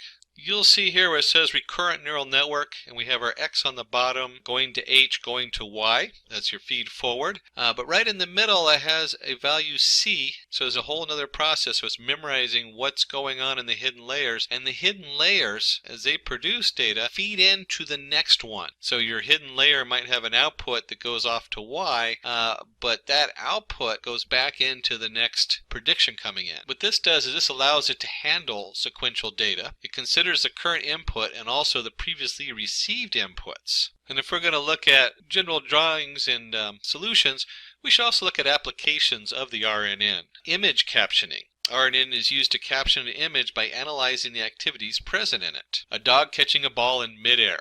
That's very tough. I mean, we have a lot of stuff that analyzes images of a dog and the image of a ball, but it's able to add one more feature in there that's actually catching the ball in midair. Time series prediction. Any time series problem like predicting the prices of stocks in a particular month can be solved using RNN. And we'll dive into that in our use case and actually take a look at some stock. One of the things you should know about analyzing stock today is that it is very difficult. And if you're analyzing the whole stock, the stock market at the New York Stock Exchange in the US produces somewhere in the neighborhood, if you count all the individual trades and fluctuations by the second, it's like 3 terabytes a day of data. So we're only going to look at one stock. Just analyzing one stock is really tricky. In here, we'll give you a little jump on that, so that's exciting, but don't expect to get rich off of it immediately. Another application of the RNN is natural language processing. Text mining and sentiment analysis can be carried out using RNN for natural language processing. And you can see right here the term natural language processing, when you stream those 3 words together, is very different than if I said processing language naturally. So the time series is very important when we're analyzing sentiments. It can change the whole value of a sentence just by switching the words around. Or if you're just counting the words, you might get one sentiment where if you actually look at the order they're in, you get a completely different sentiment. When it rains, look for rainbows. When it's dark, look for stars. Both of these are positive sentiments, and they're based upon the order of which the sentence is going in. Machine translation. Given an input in one language, RNN can be used to translate the input into a different languages as output. I myself am very linguistically challenged. But if you study languages and you're good with languages, you know right away that if you're speaking English, you would say big cat. And if you're speaking Spanish, you would say cat big. So that translation is really important to get the right order, to get, there's all kinds of parts of speech that are important to know by the order of the words. Here this person is speaking in English and getting translated. And you can see here a person is speaking in English in this little diagram. I guess that's denoted by the flags. I have a flag. I own it. No. But they're speaking in English and it's getting translated into Chinese, Italian, French, German, and Spanish languages. Some of the tools coming out are just so cool. So somebody like myself who's very linguistically challenged, I can now travel into worlds I would never think of, because I can have something translate my English back and forth readily, and I'm not stuck with a communication gap. So let's dive into what is a recurrent neural network. Recurrent neural network works on the principle of saving the output of a layer and feeding this back to the input in order to predict the output of the layer. Sounds a little confusing. When we start breaking it down, it'll make more sense. And usually we have a propagation forward neural network with the input layers, the hidden layers, the output layer. With the recurrent neural network, we turn that on its side. So here it is, and now our X comes up from the bottom into the hidden layers into Y, and they usually draw it very simplified, X to H, with C as a loop, A to Y, where A, B, and C are the perimeters. A lot of times you'll see this kind of drawing in here, digging closer and closer into the H and how it works. Going from left to right, you'll see that the C goes in, and then the X goes in. So the X is going upward bound, and C is going to the right. A is going out. And C is also going out. That's where it gets a little confusing. So here we have X in, C in, and then we have Y out and C out. And C is based on HT minus 1. So our value is based on the Y and the H value are connected to each other. They're not necessarily the same value because H can be its own thing. And usually we draw this, or we represent it as a function. H of T equals a function of C, where H of T minus 1, that's the last H output, and X of T going in. So it's the last output of H combined with the new input of X, where HT is the new state, FC is a function with the parameters C, that's a common way of denoting it, ht minus 1 is the old state coming out, and then x of t is an input vector at time of step t. Well, we need to cover types of recurrent neural networks. And so the first one is the most common one, which is a one-to-one single output. One-to-one neural network is usually known as a vanilla neural network, used for regular machine learning problems. Why? Because vanilla is usually considered kind of just a real basic flavor. But because it's very basic, a lot of times they'll call it the vanilla neural network, which is not the common term, but it is, like kind of a slang term. People will know what you're talking about usually if you say that. Then we run one to many, so you have a single input, and you might have multiple outputs. In this case, image captioning, as we looked at earlier, where we have not just looking at it as a dog, but a dog catching a ball in the air. And then you have many-to-one network, takes in a sequence of inputs. Examples, sentiment analysis, where a given sentence can be classified as expressing positive or negative sentiments. And we looked at that as we were discussing, if it rains, look for a rainbow. So positive sentiment, where rain might be a negative sentiment if you were just adding up the words in there. And then, of course, if you're going to do a one-to-one, many-to-one, one-to-many, there's many-to-many networks, takes in a sequence of inputs and generates a sequence of outputs. Example, machine translation. So we have a lengthy sentence coming in English and then going out in all the different languages. Just a wonderful tool. Very complicated set of computations. If you're a translator, you realize just how difficult it is to translate into different languages. One of the biggest things you need to understand when we're working with this neural network is what's called the vanishing gradient problem. While training an RNN, your slope can be either too small or very large, and this makes training difficult. When the slope is too small, the problem is known as vanishing gradient. And you'll see here they have a nice image, loss of information through time. So if you're pushing not enough information forward, that information is lost, and then when you go to train it, you start losing the third word in the sentence or something like that, or it doesn't quite follow the full logic of what you're working on. Exploding gradient problem. Oh, this is one that runs into everybody. When you're working with this particular neural network, when the slope tends to grow exponentially instead of decaying, this problem is called exploding gradient. Issues in gradient problem: long training time, poor performance, bad accuracy. And I'll add one more in there. Your computer, if you're on a lower end computer testing out a model, will lock up and give you the memory error. Explaining gradient problem. Consider the following two examples to understand what should be the next word in the sequence. The person who took my bike and blank, a thief. The students who got into engineering with blank from Asia. And you can see in here we have our x value going in, we have the previous value going forward, and then you back propagate the error like you do with any neural network. And as we're looking for that missing word, maybe we'll have the person took my bike and blank was a thief. And the student who got into engineering with a blank were from Asia. Consider the following example, the person who took the bike. So we'll go back to the person who took the bike was blank a thief. In order to understand what would be the next word in the sequence, the RNN must memorize the previous context, whether the subject was singular noun or a plural noun. So was a thief is singular. The student who got into engineering, well, in order to understand what would be the next word in the sequence, the RNN must memorize the previous context, whether the subject was singular noun or a plural noun. And so you can see here the students who got into engineering with blank were from Asia. It might be sometimes difficult for the error to back propagate to the beginning of the sequence to predict what should be the output. So when you run into the gradient problem, we need a solution, the solution to the gradient problem. First, we're going to look at exploding gradient, where we have three different solutions depending on what's going on. One is identity initialization. So the first thing we want to do is see if we can find a way to minimize the identities coming in instead of having it identify everything, just the important information we're looking at. Next is to truncate the back propagation. So instead of having whatever information it's sending to the next series, we can truncate what it's sending. We can lower that particular set of layers, make those smaller. And finally is the gradient clipping. So when we're training it, we can clip what that gradient looks like and narrow the training model that we're using. When you have a vanishing gradient, the option problem, we can take a look at weight initialization, very similar to the identity, but we're going to add more weights in there so it can identify different aspects of what's coming in better. Choosing the right activation function. That's huge. So we might be activating based on one thing and we need to limit that. We haven't talked too much about activation functions, so we'll look at that just minimally.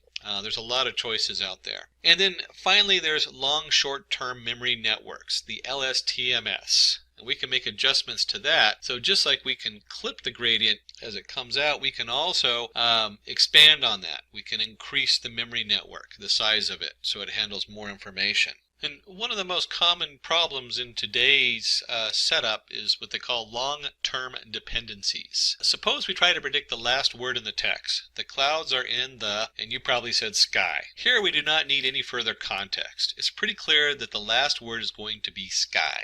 Suppose we try to predict the last word in the text. I have been staying in Spain for the last 10 years. I can speak fluent. Maybe you said Portuguese or French. No, you probably said Spanish. The word we predict will depend on the previous few words in context. Here we need the context of Spain to predict the last word in the text. It's possible that the gap between the relevant information and the point where it is needed to become very large. LSTMs help us solve this problem. So the LSTMS are a special kind of recurrent neural network capable of learning long-term dependencies. Remembering information for long periods of time is their default behavior.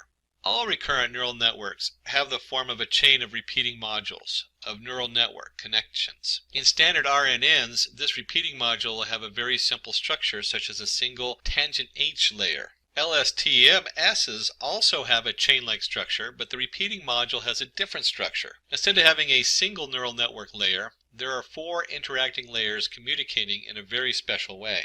LSTMS are a special kind of recurrent neural network, capable of learning long-term dependencies. Remembering information for long periods of time is their default behavior. LSTMSs also have a chain-like structure, but the repeating module has a different structure. Instead of having a single neural network layer, there are 4 interacting layers communicating in a very special way. As you can see, the deeper we dig into this, the more complicated the graphs get. In here, I want you to note that you have x at t minus 1 coming in, you have x at t coming in, and you have x at t plus 1.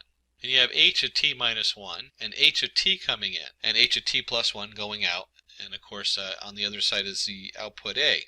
In the middle, we have our tangent H, but it occurs in 2 different places. So not only when we're computing the x at t plus 1 are we getting the tangent H from x at t, but we're also getting that value coming in from the x at t minus 1. So the short of it is as you look at these layers, not only does the propagate through the first layer goes into the second layer back into itself, but it's also going into the third layer. So now we're kind of stacking those up. And this can get very complicated as you grow that in size. It also grows in memory too, and in the amount of resources it takes. But it's a very powerful tool to help us address the problem of complicated, long sequential information coming in, like we were just looking at in the sentence. And when we're looking at our long short-term memory network, there's 3 steps of processing in the LSTMS that we look at. The first one is we want to forget irrelevant parts of the previous state. A lot of times, like, is, as, in, a, unless we're trying to look at whether it's a plural noun or not, they don't really play a huge part in the language, so we want to get rid of them. Then selectively update cell state values. So we only want to update the cell state values that reflect what we're working on. And finally, we want to only output certain parts of the cell state. So whatever's coming out, we want to limit what's going out too. And let's dig a little deeper into this. Let's just see what this really looks like. So step 1 decides how much of the past it should remember. First step in the LSTM is to decide which information to be omitted from the cell in that particular time step. It is decided by the sigmoid function. It looks at the previous state, h at t minus 1, and the current input, x at t, and computes the function. So you can see over here we have a function of t equals the sigmoid function of the weight of f, the h at t minus 1, and then x at t, plus, of course, you have a bias in there with any of your neural networks, so we have a bias function. So f at t equals forget gate, decides which information to delete that is not important from the previous time step. Considering an LSTM is fed with the following inputs from the previous and present time step. Alice is good in physics. John, on the other hand, is good in chemistry. So, previous output. John plays football well. He told me yesterday over the phone that he had served as a captain of his college football team. That's our current input. So as we look at this, the first step is the forget gate realizes there might be a change in context after encountering the first full stop. Compares with the current input sentence of x at t. So we're looking at that full stop and then compares it with the input of the new sentence. The next sentence talks about John, so the information on Alice is deleted. Okay, that's important to know. So we have this input coming in, and if we're going to continue on with John, then that's going to be the primary information we're looking at. The position of the subject is vacated and is assigned to John. And so in this one, we've seen that we've weeded out a whole bunch of information, and we're only passing information on John, since that's now the new topic. So step 2 is then to decide how much should this unit add to the current state. In the second layer, there are 2 parts. One is the sigmoid function, and the other is the tangent h. In the sigmoid function, it decides which values to let through, 0 or 1. Tangent h function gives the weightage to the values which are passed, deciding their level of importance, -1 to 1. And you can see the 2 formulas that come up. The I of t equals the sigmoid of the weight of I, h of t minus 1, x of t plus the bias of I. And the c of t equals the tangent of h of the weight of c of h of t minus 1 x of t plus the bias of c. So our I of t equals the input gate, determines which information to let through based on its significance in the current time step. If this seems a little complicated, don't worry, because a lot of the programming is already done when we get to the case study. Understanding, though, that this is part of the program is important when you're trying to figure out what to set your settings at. You should also note when you're looking at this, it should have some semblance to your forward propagation neural networks, where we have a value assigned to a weight plus a bias. Very important steps in any of the neural network layers, whether we're propagating into the information from one to the next, or we're just doing a straightforward neural network propagation. Let's take a quick look at this, what it looks like from the human standpoint, as I step out of my suit again. Consider the current input at x of t. John plays football well. He told me yesterday over the phone that he had served as a captain of his college football team. That's our input. Input gate analyzes the important information. John plays football and he was a captain of his college team is important. He told me over the phone yesterday is less important, hence it is forgotten.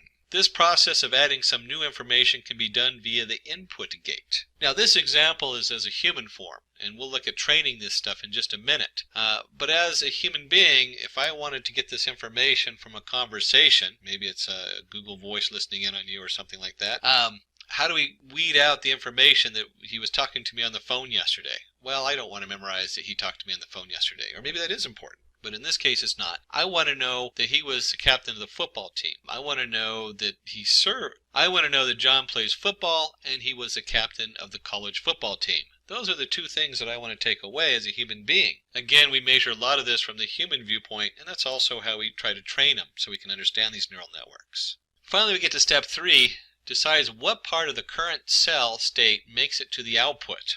The third step is to decide what will be our output. First, we run a sigmoid layer, which decides what parts of the cell state make it to the output. Then we put the cell state through the tangent h to push the values to be between -1 and 1, and multiply it by the output of the sigmoid gate. So when we talk about the output of t, we set that equal to the sigmoid of the weight of 0 of the h of t minus 1, back 1 step in time, by the x of t, plus of course the bias. The h of t equals the out of t times the tangent h of c of t. So our O of t equals the output gate, allows the passed in information to impact the output in the current time step. Let's consider the example to predicting the next word in the sentence. John played tremendously well against the opponent and won for his team. For his contributions, Brave blank was awarded player of the match. There could be a lot of choices for the empty space. Current input, Brave, is an adjective. Adjectives describe a noun.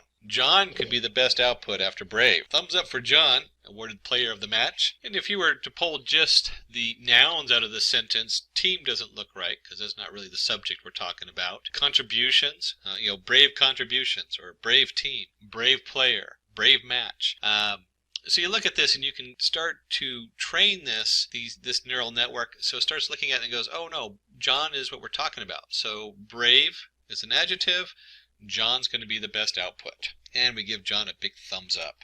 And then of course we jump into my favorite part, the case study. Use case implementation of LSTM. Let's predict the prices of stocks using the LSTM network based on the stock price data between 2012 and 2016. We're going to try to predict the stock prices of 2017. And this will be a narrow set of data. We're not going to do the whole stock market. It turns out that the New York Stock Exchange generates roughly 3 terabytes of data per day. That's all the different trades up and down of all the different stocks going on. And each individual one second to second or nanosecond to nanosecond. But we're going to limit that to just some very basic fundamental information. So don't think you're going to get rich off this today. But at least you can give a step forward in how to start processing something like stock prices, a very valid use for machine learning in today's markets.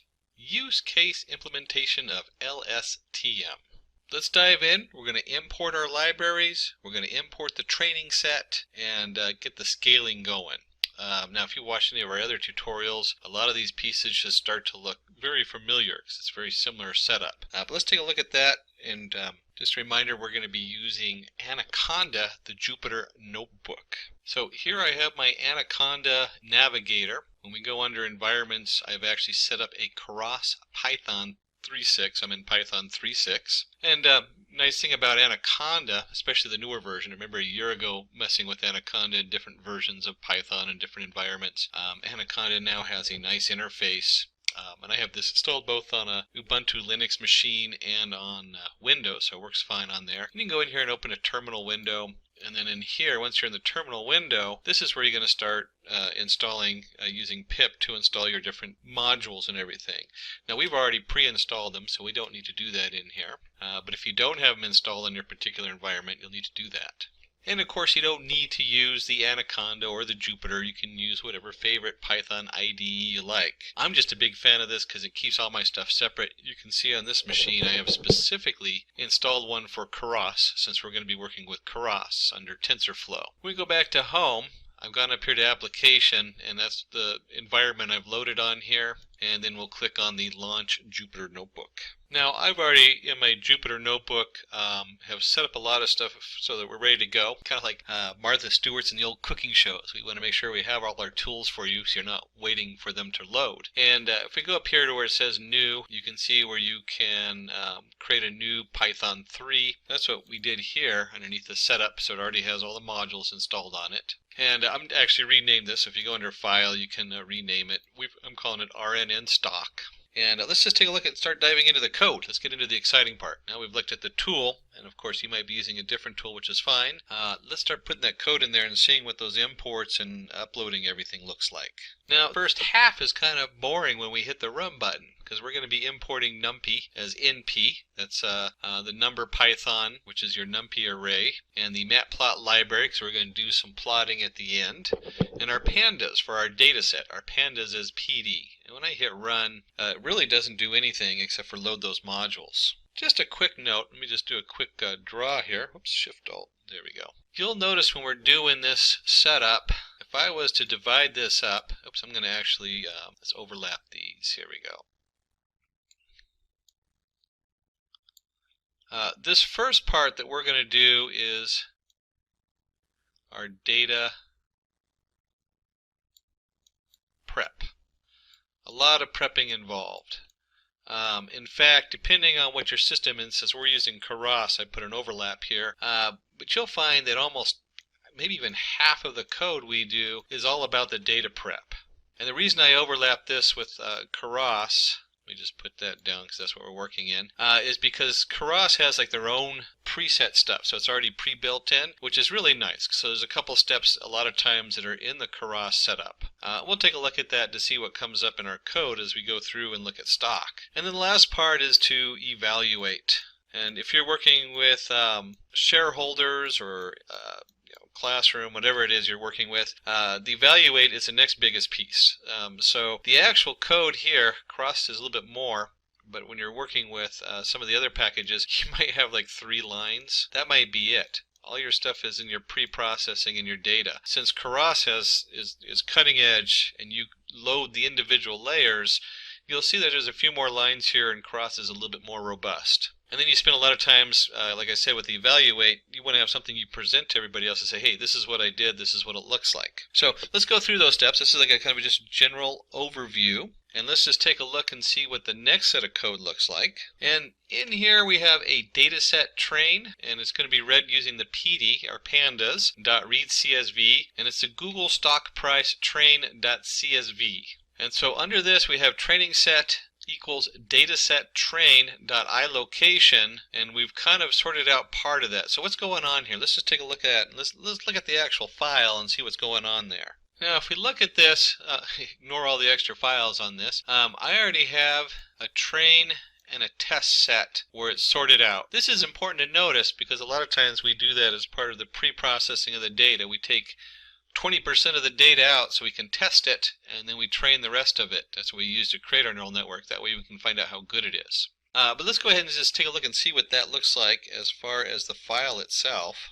And I went ahead and just opened this up in a basic WordPad and text editor just so we can take a look at it. Certainly you can open up in Excel or any other kind of spreadsheet. And we note that this is a comma separated variables. We have a date, open, high, low, close, volume. This is the standard stuff that we import into our stock, or the most basic set of information you can look at in stock. It's all free to download.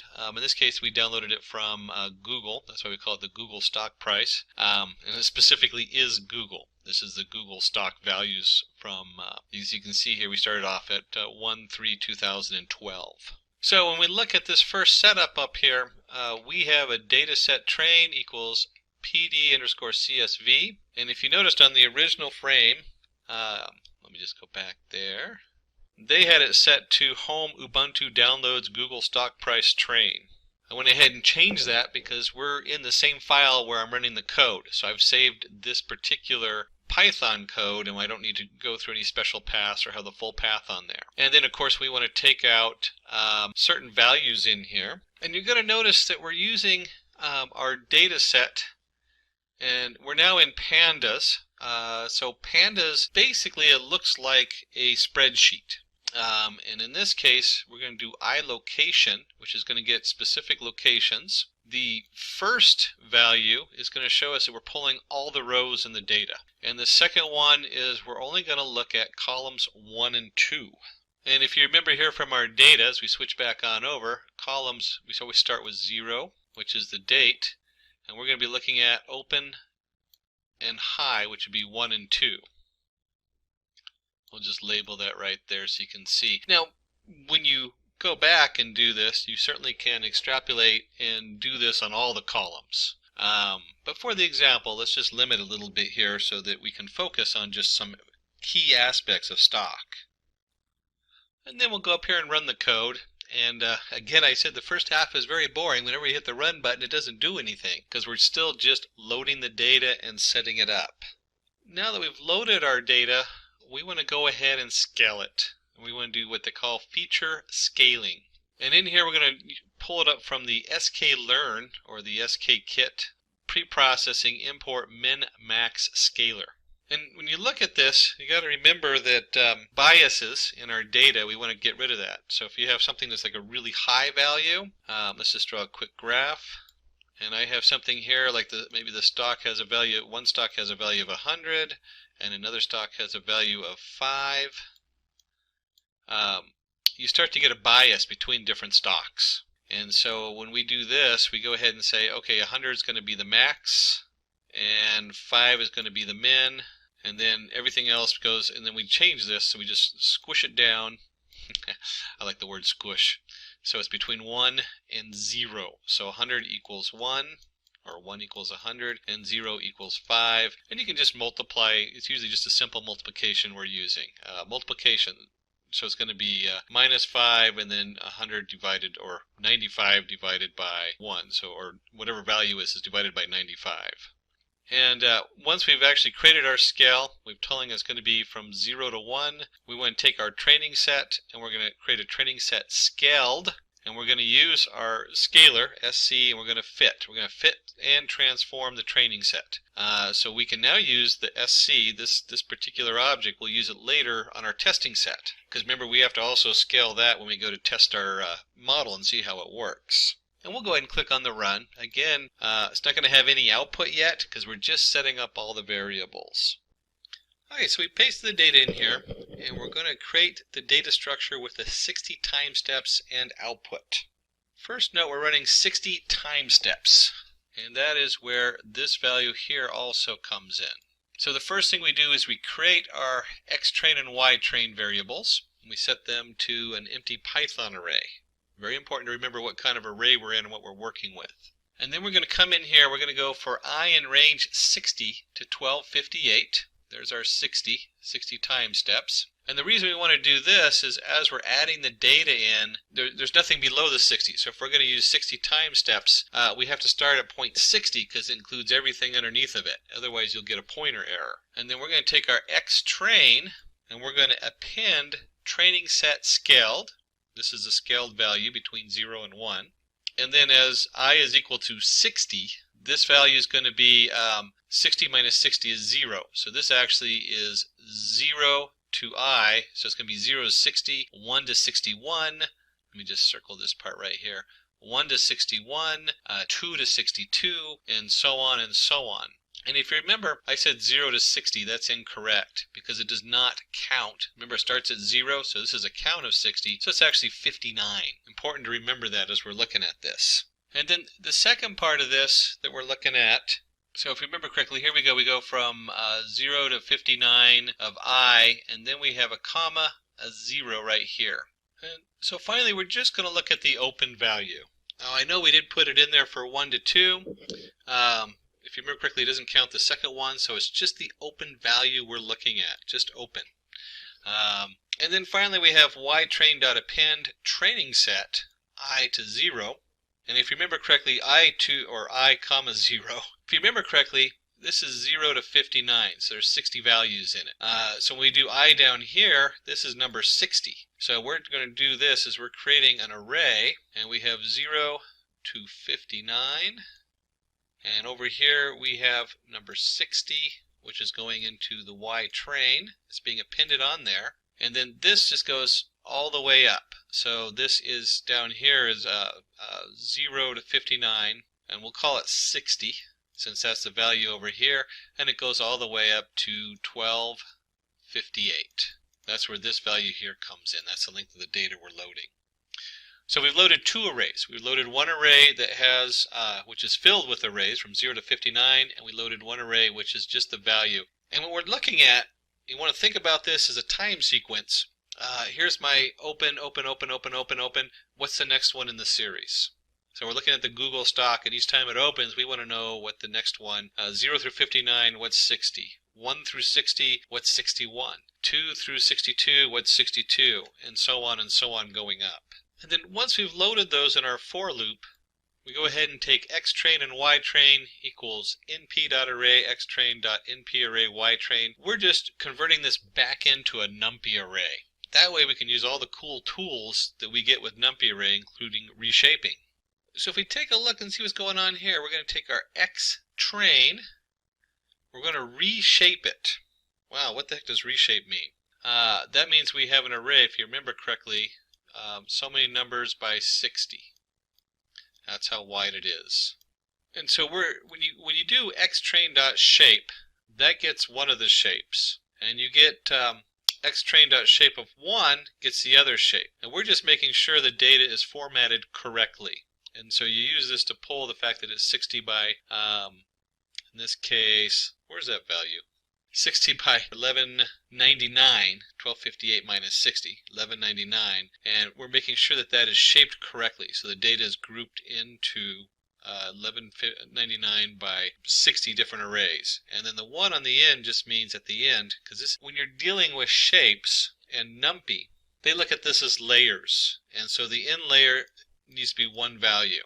That's like the leaf of a tree, where this is the branch, and then it branches out some more, and then you get the leaf. np.reshape comes from and using the existing shapes to form it. We'll go ahead and run this piece of code. Again, there's no real output. And then we'll import our different Keras modules that we need. So from Keras models, we're going to import the sequential model. We're dealing with sequential data. We have our dense layers. We have actually 3 layers we're going to bring in. Our dense, our LSTM, which is what we're focusing on, and our dropout. And we'll discuss these 3 layers more in just a moment. But you do need with the LSTM, you do need the dropout, and then the final layer will be the dense. But let's go ahead and run this, and that'll bring port our modules. And you'll see we get an error on here. And if you read it closer, it's not actually an error, it's a warning. What does this warning mean? These things come up all the time when you're working with such cutting edge modules that are completely being updated all the time. We're not going to worry too much about the warning. All it's saying is that the H5PY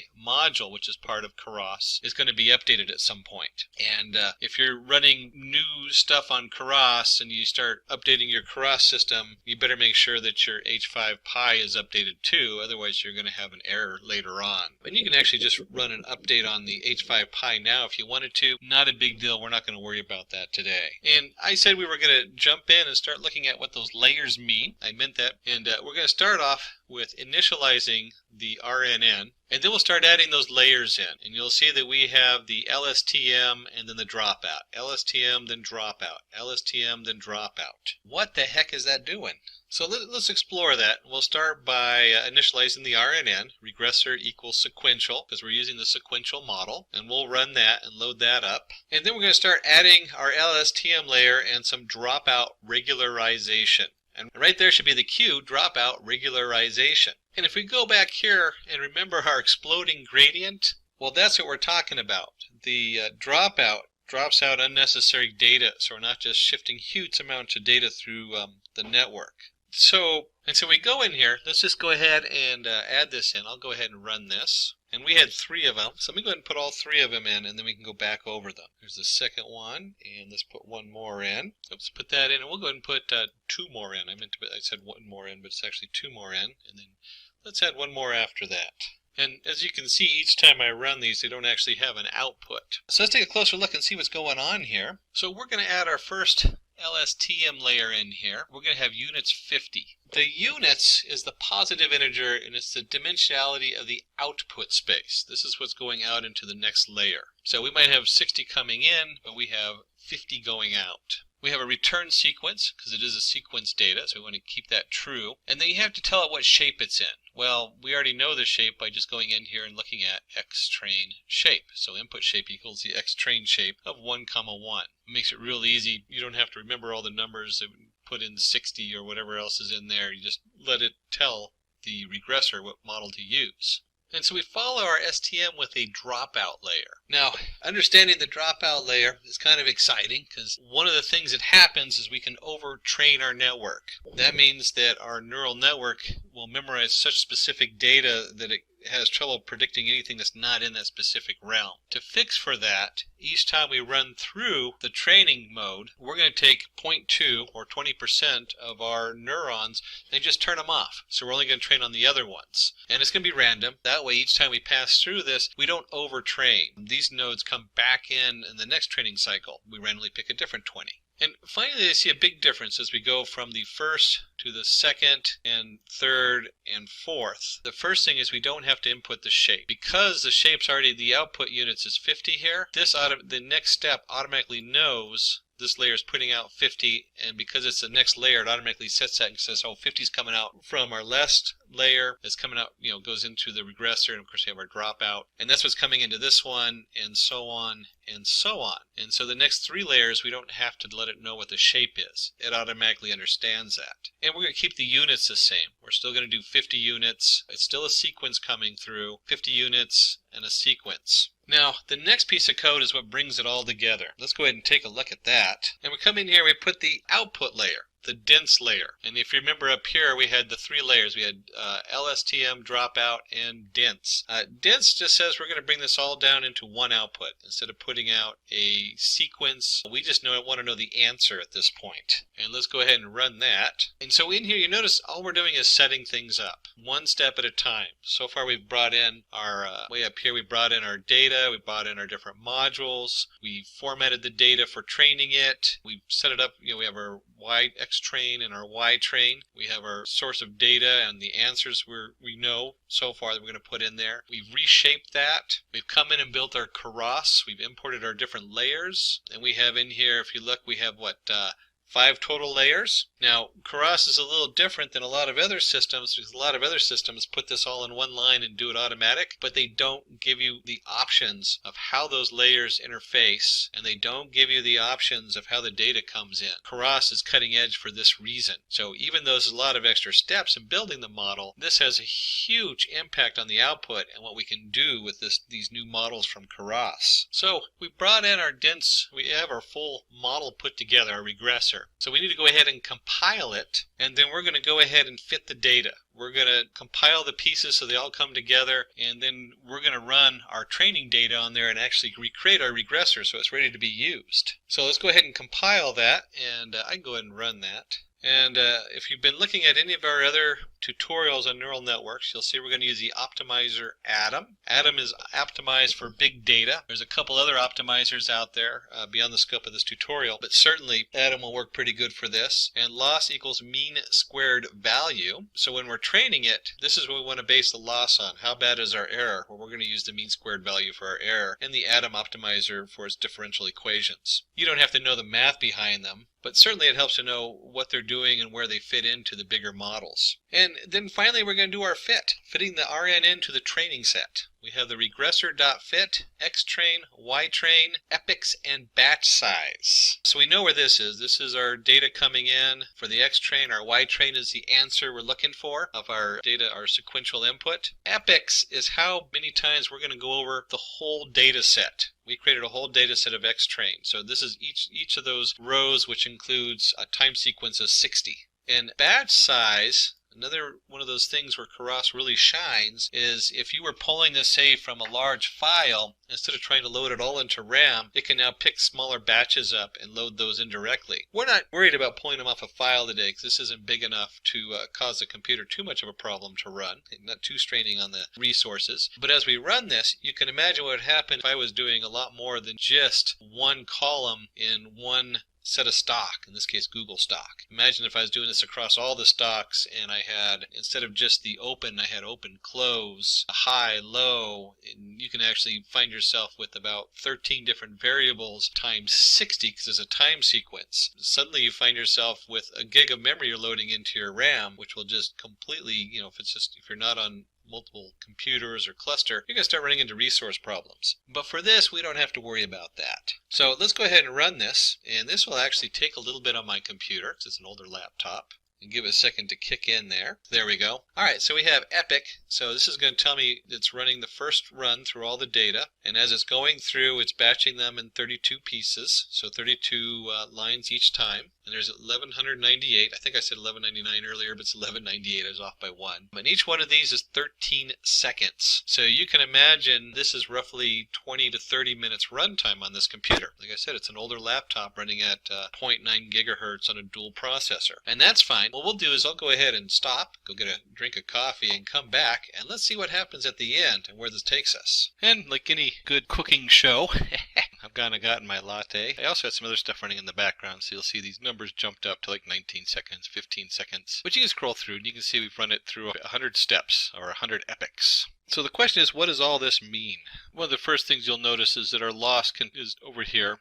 It kind of stopped at 0.0014, but you can see it kind of goes down until we hit about 0.014 3 times in a row. So we guessed our epoch pretty close since our loss has remained the same on there. So to find out what we're looking at, we're going to go ahead and load up our test data, the test data that we didn't process yet. And real stock price, dataset test allocation. This is the same thing we did when we prepped the data in the first place. So let's go ahead and go through this code.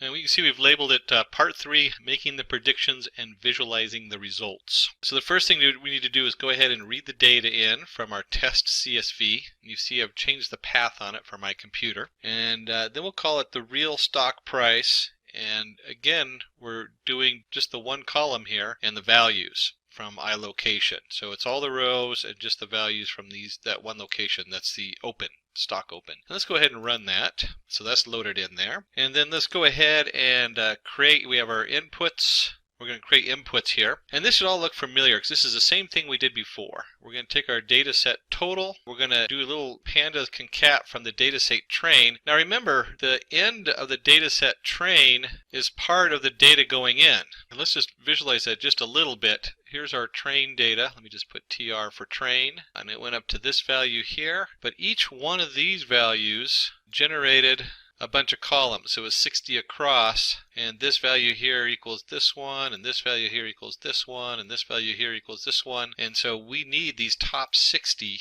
to go into our new data. So to find out what we're looking at, we're going to go ahead and load up our test data, the test data that we didn't process yet. And a real stock price, data set test allocation. This is the same thing we did when we prepped the data in the first place. So let's go ahead and go through this code. And we can see we've labeled it Part 3, Making the Predictions and Visualizing the Results. So the first thing we need to do is go ahead and read the data in from our test CSV. You see I've changed the path on it for my computer. And then we'll call it the real stock price. And again, we're doing just the one column here and the values from iLocation. So it's all the rows and just the values from that one location. That's the open. Stock open. And let's go ahead and run that. So that's loaded in there. And then let's go ahead and we have our inputs. We're going to create inputs here. And this should all look familiar because this is the same thing we did before. We're going to take our data set total. We're going to do a little pandas concat from the data set train. Now remember, the end of the data set train is part of the data going in. And let's just visualize that just a little bit. Here's our train data. Let me just put TR for train. And it went up to this value here. But each one of these values generated a bunch of columns. So it was 60 across, and this value here equals this one, and this value here equals this one, and this value here equals this one. And so we need these top 60 to go into our new data because that's part of the next data, or it's actually the top 59. So that's what this first setup is over here, is where we're going in, we're doing the real stock price, and we're going to just take the data set test and we're going to load that in, and then the real stock price is our data test location. So we're just looking at that first column, the open price. And then our data set total, we're going to take pandas and we're going to concat, and we're going to take our data set train for the open and our data set test open. And this is one way you can reference these columns. We've referenced them a couple different ways. We've referenced them up here with the 1, 2, but we know it's labeled as a panda set as open. So pandas is great that way. Lots of versatility there. And we'll go ahead and go back up here and run this. There we go. And you'll notice this is the same as what we did before. We have our open data set. We appended our concatenated our two data sets together. We have our inputs equals data set total length, data set total minus length of data set minus test minus 60 values. So we're going to run this over all of them. And you'll see why this works. Because normally when you're running your test set versus your training set, you run them completely separate. But when we graph this, you'll see that we'll be looking at the part that we didn't train it with to see how well it graphs. And we have our inputs equals inputs dot reshapes, or reshaping like we did before. We're transforming our inputs. So if you remember from the transform between 0 and 1. And finally, we want to go ahead and take our X test, and we're going to create that X test, and for I in range 60 to 80. So here's our X test, and we're appending our inputs I to 60, which remember is 0 to 59, and I comma 0 on the other side. So it's just the first column, which is our open column. And once again, we take our X test, we convert it to a numpy array. We do the same reshape we did before, and then we get down to the final two lines, and here we have something new. Right here on these last two lines, let me just highlight those or mark them. Predicted stock price equals regressor.predicts X test. So we're predicting all the stock, including both the training and the testing model here. And then we want to take this prediction and we want to inverse the transform. So remember, we put them between 0 and 1. Well, that's not going to mean very much to me to look at a float number between 0 and 1. I want the dollar amounts. I want to know what the cash value is. And we'll go ahead and run this, and you'll see it runs much quicker than the training. That's what's so wonderful about these neural networks. Once you put them together, it takes just a second to run the same neural network that took us, what, a half hour to train? Head and plot the data. We're going to plot what we